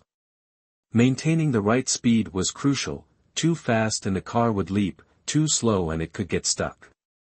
Eventually, the last off-road vehicle indeed got stuck in the sand, and it took a lot of effort to get it out.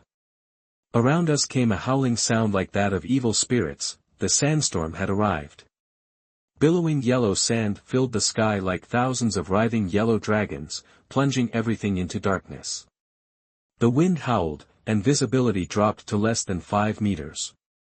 All the off-road vehicles stopped to avoid the sandstorm. I could hear the sand hitting the windows with a crackling sound, like firecrackers. It was truly nerve-wracking. If we were outside, we'd probably be swept into the air. Now, I genuinely admire those brave souls who undertake expeditions on foot through Lop Nur. In my view, this is absolutely pushing the limits of life. Fortunately, we were well equipped and fully prepared. Although this sandstorm was frightening, it didn't pose any real threat to us. After 3 hours of raging wind, the storm finally stopped, and we resumed our journey until 10 p.m. We then prepared to rest. The road conditions during this season were very poor, which took a heavy toll on the vehicles, and everyone was tired after a full day of driving. So Rebecca Waters decided that the expedition team would rest. The weather wasn't too cold, and everyone got out of their vehicles to stretch. We found a few dead poplar trees, lit a bonfire, and the atmosphere instantly became lively. Rebecca Waters enthusiastically suggested, "Hey, it's rare for us to come here, how about we have a bonfire party?" It really was like a silly, naive character from a TV drama. But who would have thought she had such a mysterious identity, a Majin Xiaowei, tomb raiding officer.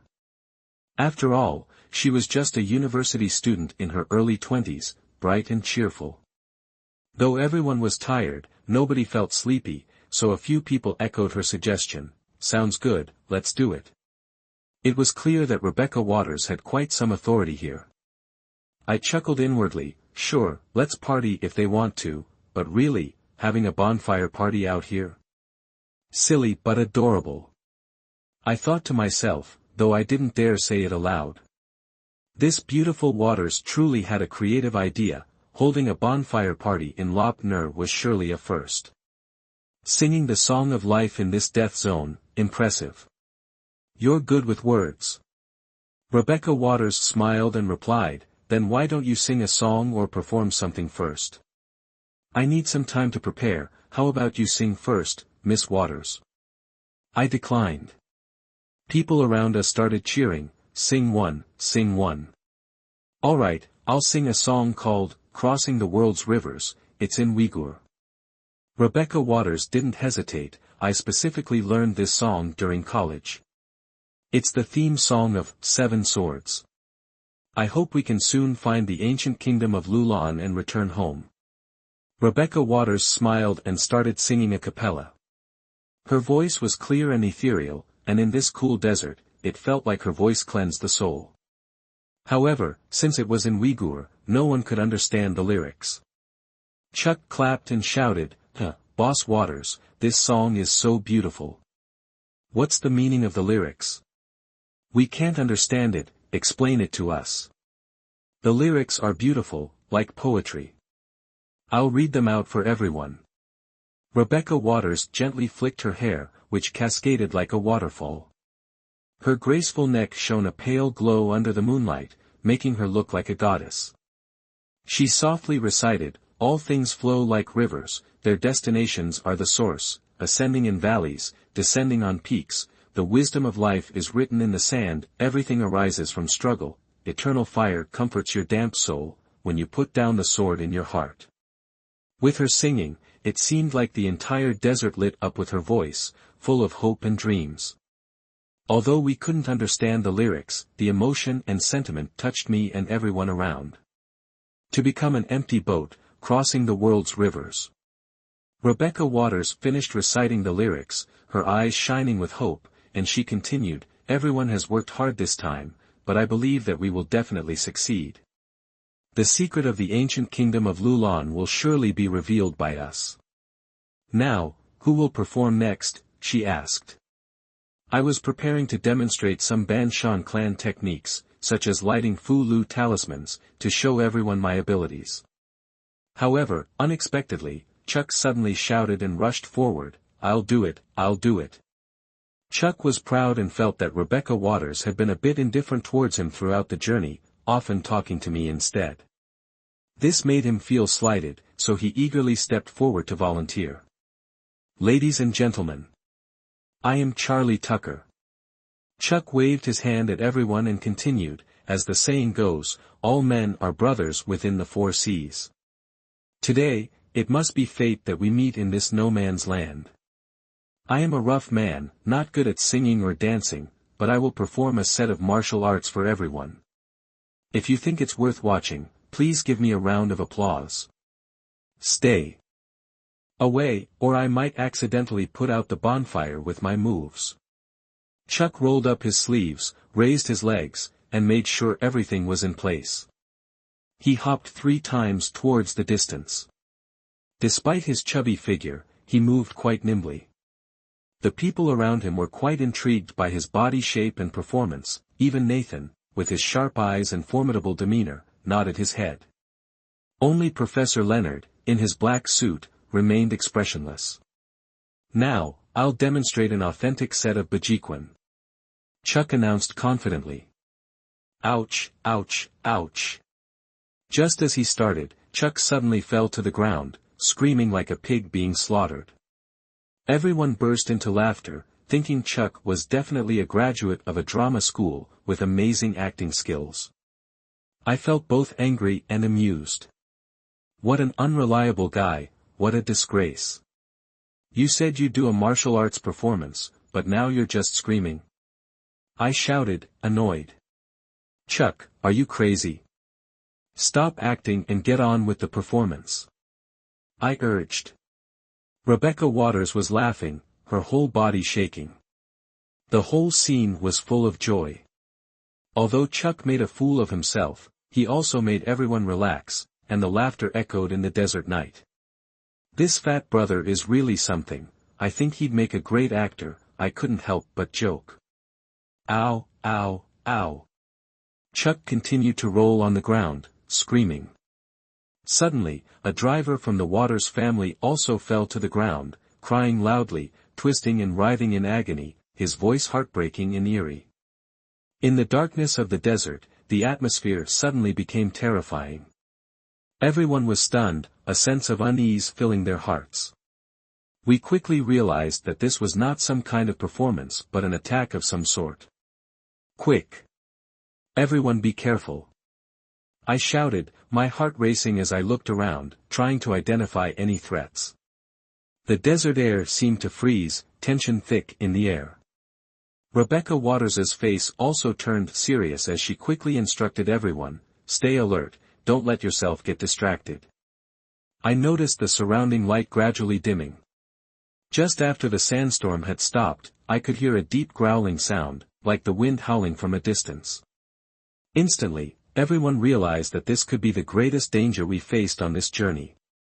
"Prepare your weapons," I ordered quickly, silently praying that no accidents would happen this time. Professor Leonard raised his hand, and under the moonlight, there was a flash of phosphorescence. A fruit knife stuck into the sand, its tip piercing a deep blue wasp. What a skilled throw, I couldn't help but admire in my heart.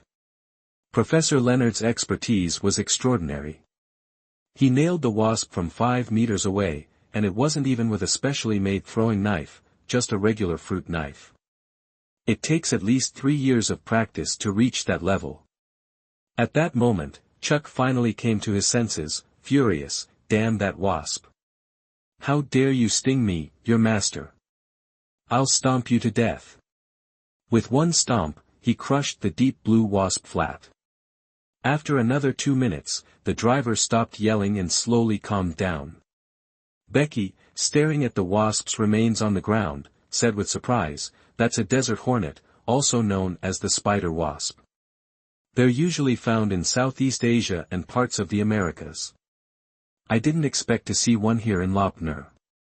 I've never heard of desert hornets in this area before." The sting of a desert hornet can cause intense pain for 3 minutes. Although the pain doesn't last long, the severity of it is enough to make you wish you were dead. It ranks on the Schmidt Pain Index, alongside bullet ants, in the highest category, level 4. Schmidt Pain Index. What's that? I asked, now relieved since Chuck hadn't shown signs of poisoning or any other danger after his encounter. Breathing heavily and still visibly shaken, Chuck replied, "Yeah, it stung me. Damn, it hurt like hell. I thought I wasn't going to make it." Though Chuck had thick skin and a high pain tolerance, even he couldn't endure the sting for long. Becky patiently explained, "Justin Schmidt is an entomologist who has been stung by countless insects. He developed the Schmidt Pain Index, which classifies the pain caused by insect stings into 4 levels. The red fire ant represents the first level, while the most painful, level 4, includes the bullet ant and, apparently, this desert hornet. The hornet's sting can reach up to 7 millimeters deep. Once stung, it feels like an electric shock running through your body, leaving you helpless to do anything but scream and cry. They are incredibly aggressive. There's even a video online showing these hornets paralyzing fierce wolf spiders and using them as food for their offspring. This place doesn't seem safe at all.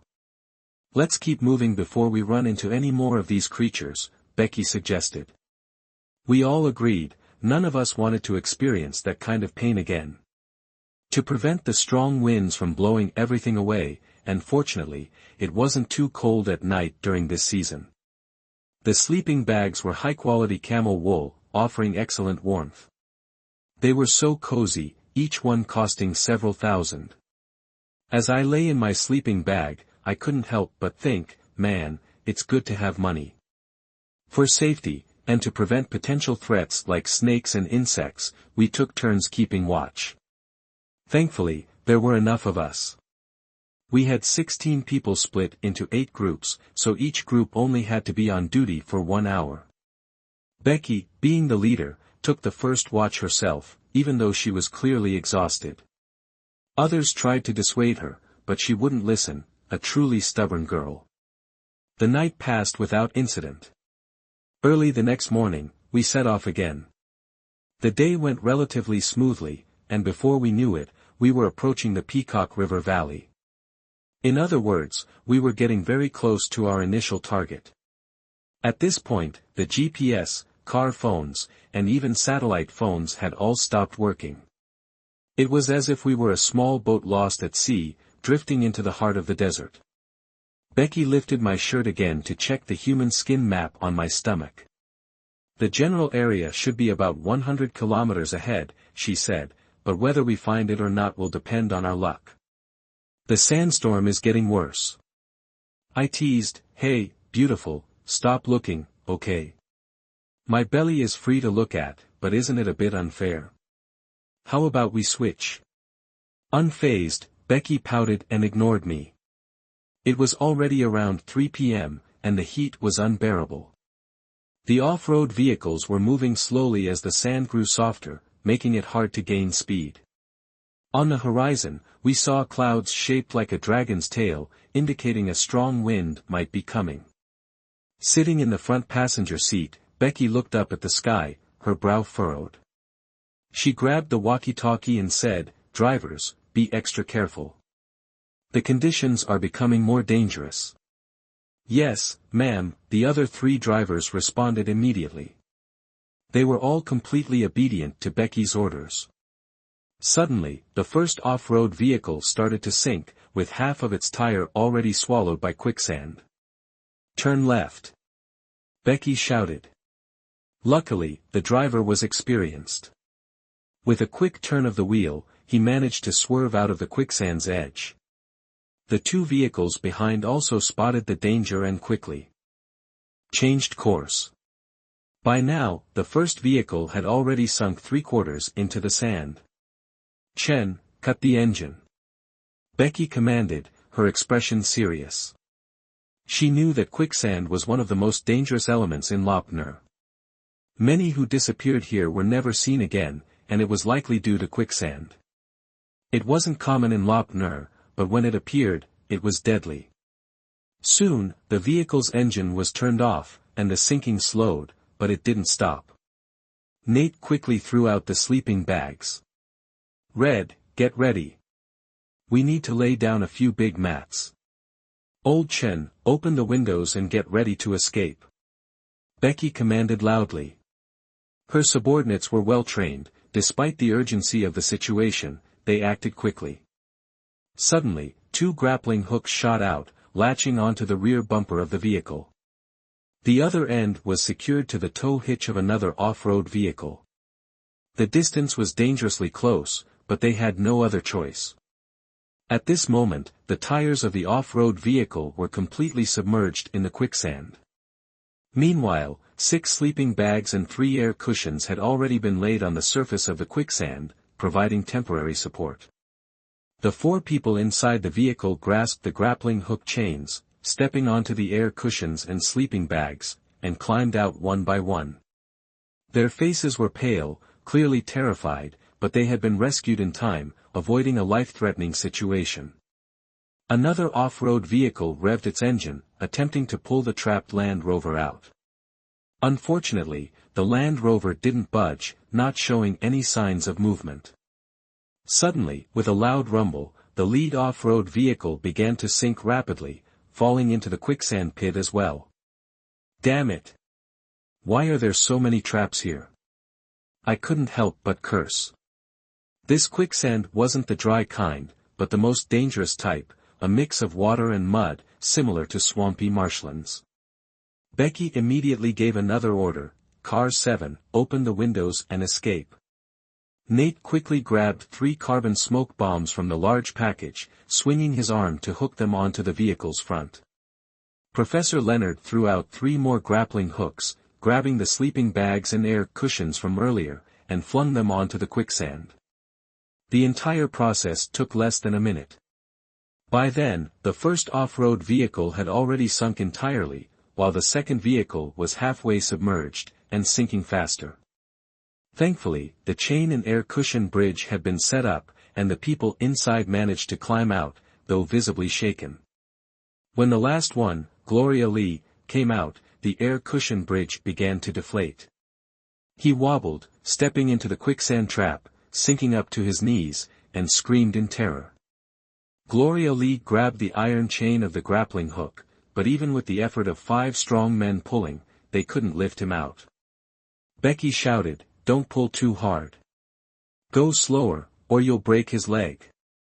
Both Chuck and I joined in, trying to free Gloria Lee. His screams became more desperate. Then, suddenly, we heard a loud scraping sound. Professor Leonard had pulled out a long, black spear from his pack. Leaping onto the air-cushioned platform, he skillfully twirled the spear like a master, stabbing it into the mud surrounding Gloria Lee.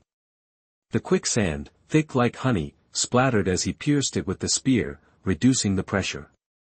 Together, we managed to pull Gloria Lee out, though not without injury. His skin had suffered significant damage. We quickly applied Yunnan Baiyao to bandage him up. When we looked back, the second off-road vehicle had already fully disappeared into the quicksand. Chuck cursed under his breath, "This damn quicksand, how can it be this powerful?"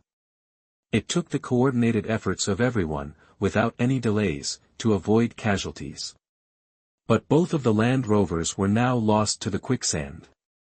We stood there, staring at the two sunken traps, shocked and stunned by the deadly quicksand that lay beneath the desert surface. "Hurry up and apply the Yunnan Baiyao and bandage him." At this moment, we turned to look back. The second off-road vehicle had already completely sunk, not even the top was visible. Chuck, cursing under his breath, muttered, "Damn this quicksand, how is it so powerful?" He added, "With so many of us working together, we barely managed to avoid casualties, but those two Range Rovers are definitely gone." The rest of us stared blankly at the two quicksand pits. The unpredictability and sheer danger of the quicksand felt like the most terrifying beast imaginable. "It must have been the recent sandstorm," I said, blowing away the surface sand and exposing the deep quicksand below. "The underground water near Lop Nur, not far from the ancient Peacock River, is likely responsible for this. The quicksand here is made up of fine sand, clay, and salty underground water, making it extremely sensitive to pressure. Once the pressure exceeds a certain threshold, the sand loses its stability, separating from the water. It's like stepping into a pool. Once you start sinking, the more you struggle, the faster you'll be swallowed up, just like a blender. The more you stir, the thicker it becomes. So, everyone needs to be careful and not pull too hard," I continued. "According to researchers, it takes about 100,000 newtons of force, the equivalent of lifting a mid-sized car, to pull a trapped person out of quicksand at a rate of 1 centimeter per second. Directly pulling someone out can easily tear them apart, making it nearly impossible to save them. Fortunately, the quicksand here was relatively more stable, and thanks to Professor Leonard's bravery, we didn't have to cut off Gloria Lee's leg." "This is terrifying," I muttered. "Can I go back now?" My skin crawled as I spoke, though inwardly, I couldn't help but admire Becky. Not only was she an expert in tomb raiding, but she also had a deep understanding of the desert. And as for Professor Leonard, that strange man, I was equally impressed. With such skills, who would dare cause trouble in his class? It was simply unimaginable. Those two Range Rovers had carried most of our fresh water, diesel, tents, and supplies like compressed biscuits and beef cans. Now, they were all gone, leaving us with just 2 vehicles and 16 people. Even though the Range Rovers were spacious, it still felt incredibly cramped. We had no choice but to squeeze everyone in. Chuck took up the space of 2 people due to his size. He even had to buy 2 seats when flying. So, to save space, he sat in the front passenger seat. Miss Jacqueline was seated beside me, near the window, keeping an eye on the surroundings. This time, we moved even more cautiously. Even the usually composed Becky seemed slightly nervous, frequently glancing at the sky and listening to the wind, giving directions from time to time. As I sat beside this beautiful woman, watching sweat drip down her cheeks and catching a hint of her fragrant scent, I found myself lost in thought. Wealthy young ladies like her certainly thought differently from the rest of us. If I had her kind of money, I would be living the high life in a bustling city, not messing around in this godforsaken place. Tomb raiding. Who needs it? Even if we found the ruins of the ancient Lulan kingdom, what's the point? If I make it out of this alive, I should really try to convince her to enjoy life more instead of constantly thinking about adventure and tomb raiding. Raid a tomb? Yeah, right. Even if we find the ancient Lulan kingdom, what's the point? I muttered to myself. If we make it back safely this time, I should take the chance to convince her to learn how to enjoy life. Stop obsessing over tomb raiding and adventure all the time. The temperature was rising rapidly, soaring past 38 degrees Celsius, with the surface temperature exceeding 50 degrees. The sun was blazing like fire. It was lunchtime, and we had to stop the car for a break, cramped and uncomfortable. So, we set up temporary tents to catch our breath and replenish our water and food supplies. Despite losing the provisions from 2 off-road vehicles, we still had enough water and food to last at least 10 days, a relatively safe buffer. Of course, every person's rations were strictly limited. If we let Chuck eat his fill, the food would be gone in 4 or 5 days. Once everyone had eaten their fill and rested, a driver nicknamed Monkey excused himself behind the sand dune, as Becky was present, and it wasn't convenient for him. Just then, we heard Monkey shout from the dune, "Whoa, guys! There's another tomb here. Could it be an ancient burial site? Come quick!" Everyone got excited at the sound of it. We were so close to where Becky had said the target would be. Could this be the entrance to the ancient Lulon city? Becky looked up at the sky, then at the 30-meter-high dune, and warned, "Everyone, arm yourselves. The feng shui here feels dangerous. I don't think this is an entrance." Right, better safe than sorry," I agreed. "The boss is right. Let's see if there's anything inside, maybe at the zombie. I'll fight it for 300 rounds if I have to."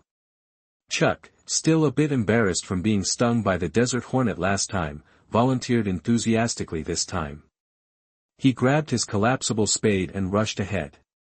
The spade was a special model, incredibly sharp, and could slice through half a person's head with one swing. Earlier, Chuck had even used it to fry an egg in the sun. It cooked in minutes and tasted pretty good too. I picked up my spade and machete and followed closely behind. Professor Leonard, Becky, Nate, and another group also armed themselves and headed toward the tomb. Professor Leonard carried his spear, Becky held her family's inherited golden umbrella, and Nate and the others wielded gleaming jungle knives, commonly known as 18 blades. "Why are they called 18 blades?" someone asked. During the Vietnam War, the U.S. military used these famous jungle machetes. Each one was 18 inches long, hence the name. Due to their outstanding utility, these blades are still highly regarded and favored by survivalists and knife enthusiasts worldwide. Made from high-carbon steel, they're perfect for cutting paths through the wilderness. Crossing mountains and ridges, overcoming all obstacles, these blades are now heavily regulated, and it's rare to see them on the market.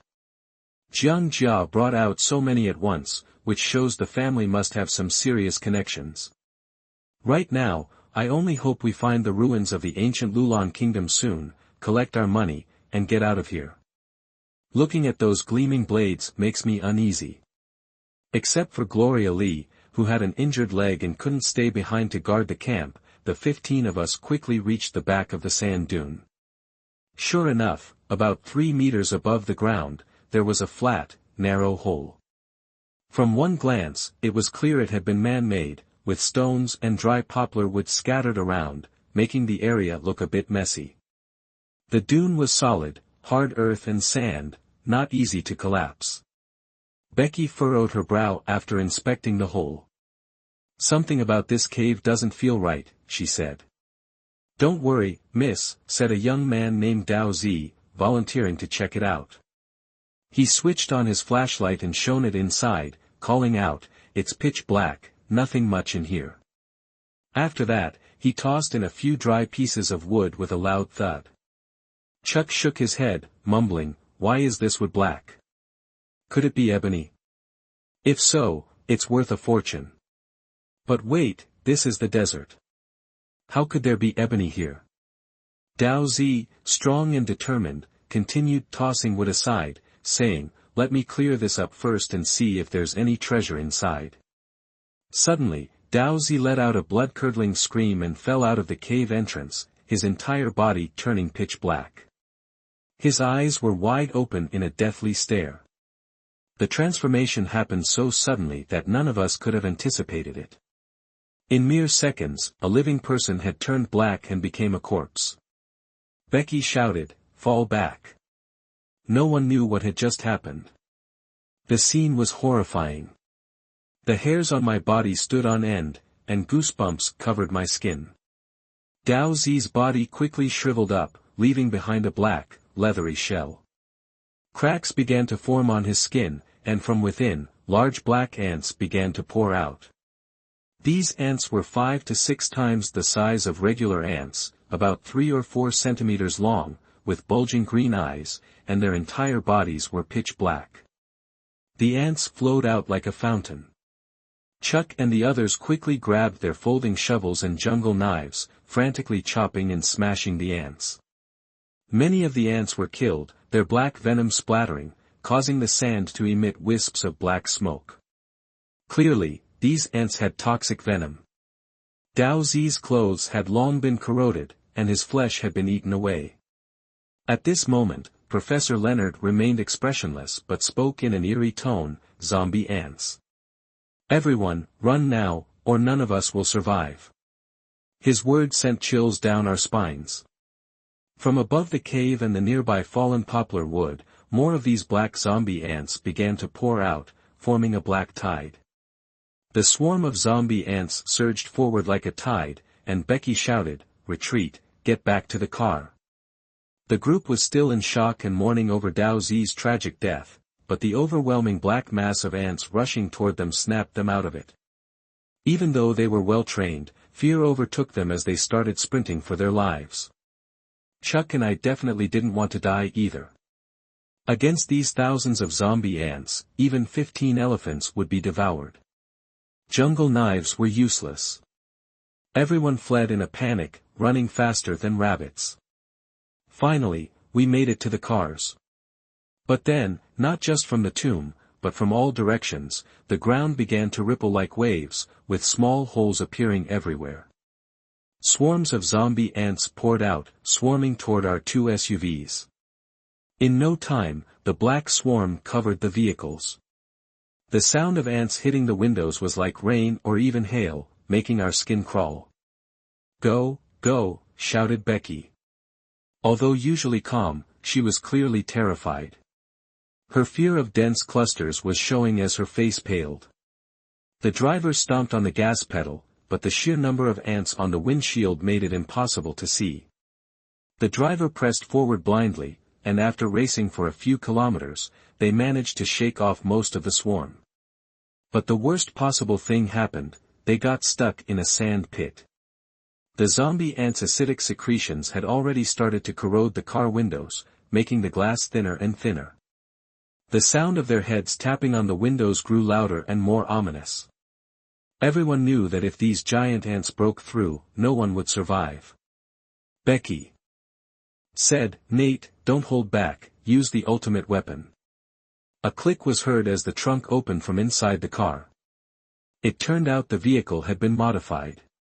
Nate quickly pulled out a large package, and inside was a flamethrower. I was stunned.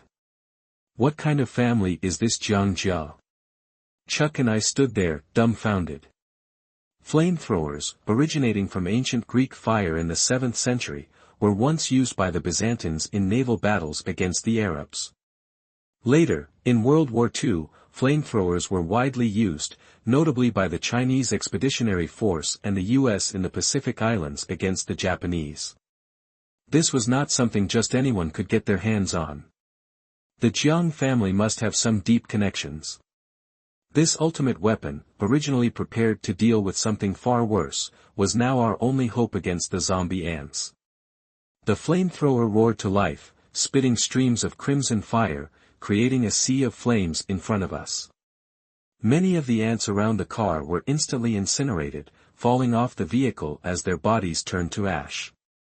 But the remaining ants grew even more frenzied, fearlessly charging into the fire like moths to a flame, creating a terrifying and chaotic scene. Becky ordered, "Back the car out." She threw more solid fuel into the flames, creating a blazing ring around the car. For now, it held back the relentless ant army. A brilliant ring of fire formed around the vehicle, temporarily holding back the mad swarm of ants. At that moment, we each put on our jackets, covering ourselves tightly, and quickly opened the car doors. With all our strength, we placed bricks under the tires in the sand and pushed the car with everything we had. Finally, with a collective effort, the SUV broke free from the sand pit. We all scrambled back into the car and sped away, breaking through the encircling zombie ants with a loud roar of the engine. Glancing behind me, still shaken, I asked, "What on earth are those ants? This is terrifying." Everyone was pale, with the look of people who had just escaped death. Becky calmly explained, "I just remembered what Professor Leonard mentioned earlier. These zombie ants are likely controlled by a type of parasitic fungus or virus. Scientists from Harvard discovered evidence of the world's oldest zombie ants, dating back 48 million years. A fungus releases chemicals to control the ants' behavior, turning them into puppets until they eventually die." As Becky finished speaking, another wave of zombie ants began to crawl up the windows. It seemed that some had hidden under the car and survived the flames, while others had clung to us as we fled. Now, the car's tempered glass was dangerously corroded. Nate shouted, "We're out of fuel for the flamethrower, and the solid fuel's all used up." Suddenly, Monkey screamed in pain. His left arm had turned green, and a few zombie ants had viciously bitten him. Fortunately, it wasn't too many, and Monkey managed to slap them off with his gloves, killing them. It turned out these cunning ants had snuck into the car while we were pushing it, seizing the opportunity to bite him. Chuck, sitting in the passenger seat, quickly took over the driving. His skills might not have been great, but at least he could drive, allowing Monkey to switch places. But then, the worst happened. The window began to crack under the corrosion, forming small holes. One by one, the large, black ants crawled through the cracks. At that point, the best weapon we had was simply our hands, slapping the ants with rubber gloves. Machetes and knives were useless. No matter how hard you struck, they wouldn't die. Thankfully, while the zombie ants were highly toxic, their defenses were weak, and they could be slapped to death easily. The number of ants continued to grow, and we were once again surrounded. The zombie ants were easy to slap to death, but they kept coming in increasing numbers, gradually surrounding us. Inside the car, everyone had fallen into despair. Tens of thousands of these ants, perhaps even hundreds of thousands, were swarming around us. They were more terrifying than any demon. The SUV's tires had been corroded almost beyond recognition, and the speed had dropped drastically. If the car stopped, the swarm would engulf us in seconds, and within moments, we'd be nothing but bones. As I slapped at the zombie ants, a deep sense of anguish gripped me. Was my youth really going to end like this? I hadn't even lost my virginity yet. The atmosphere inside the car was thick with terror as everyone desperately swatted away the ants. Suddenly, Monkey let out a blood-curdling scream. His left arm, already injured, couldn't swat the ants effectively, and they burrowed into his wound. We could clearly see his veins bulging, like wriggling worms beneath his skin, as the ants devoured his flesh from the inside.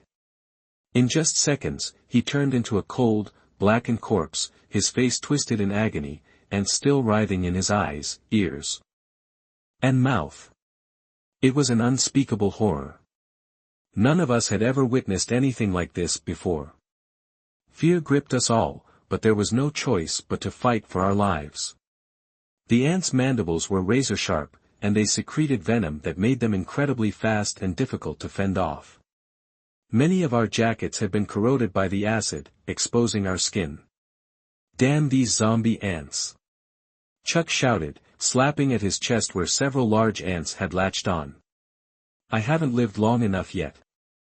I thought this trip would make me rich, start a new chapter in my life.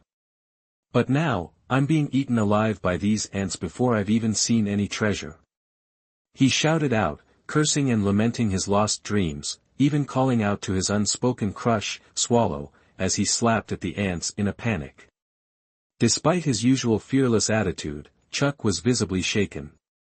This was a man who had once been a bodyguard, someone who feared neither heaven nor earth, and had engaged in brutal fights without blinking an eye.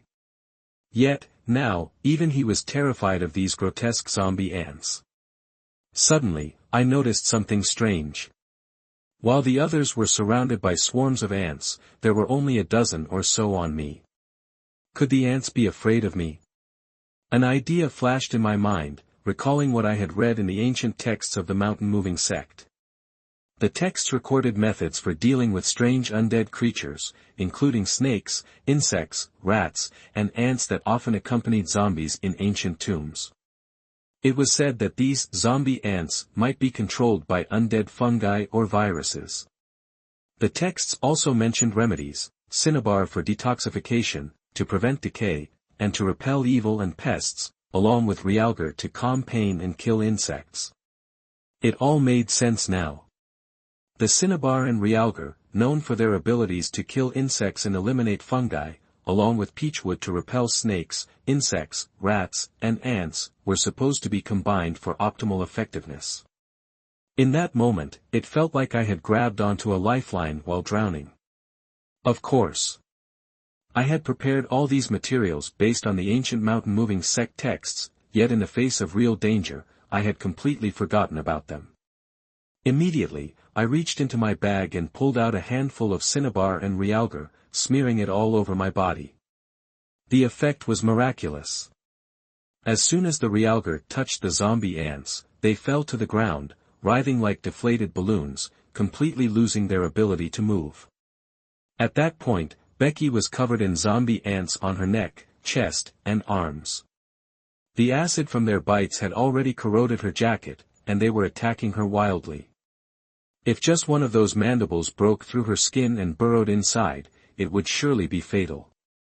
Even someone as composed as Becky had lost her calm, her face pale with terror as she swatted at the ants in a panic. I grabbed another handful of realgar and yelled, "Hey, hold on."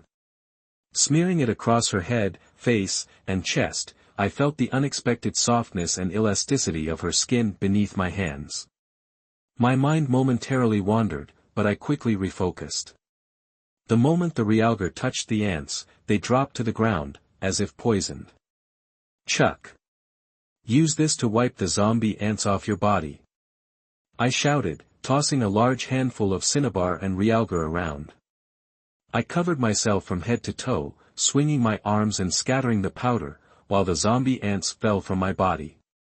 Many were left writhing on the ground, completely incapacitated.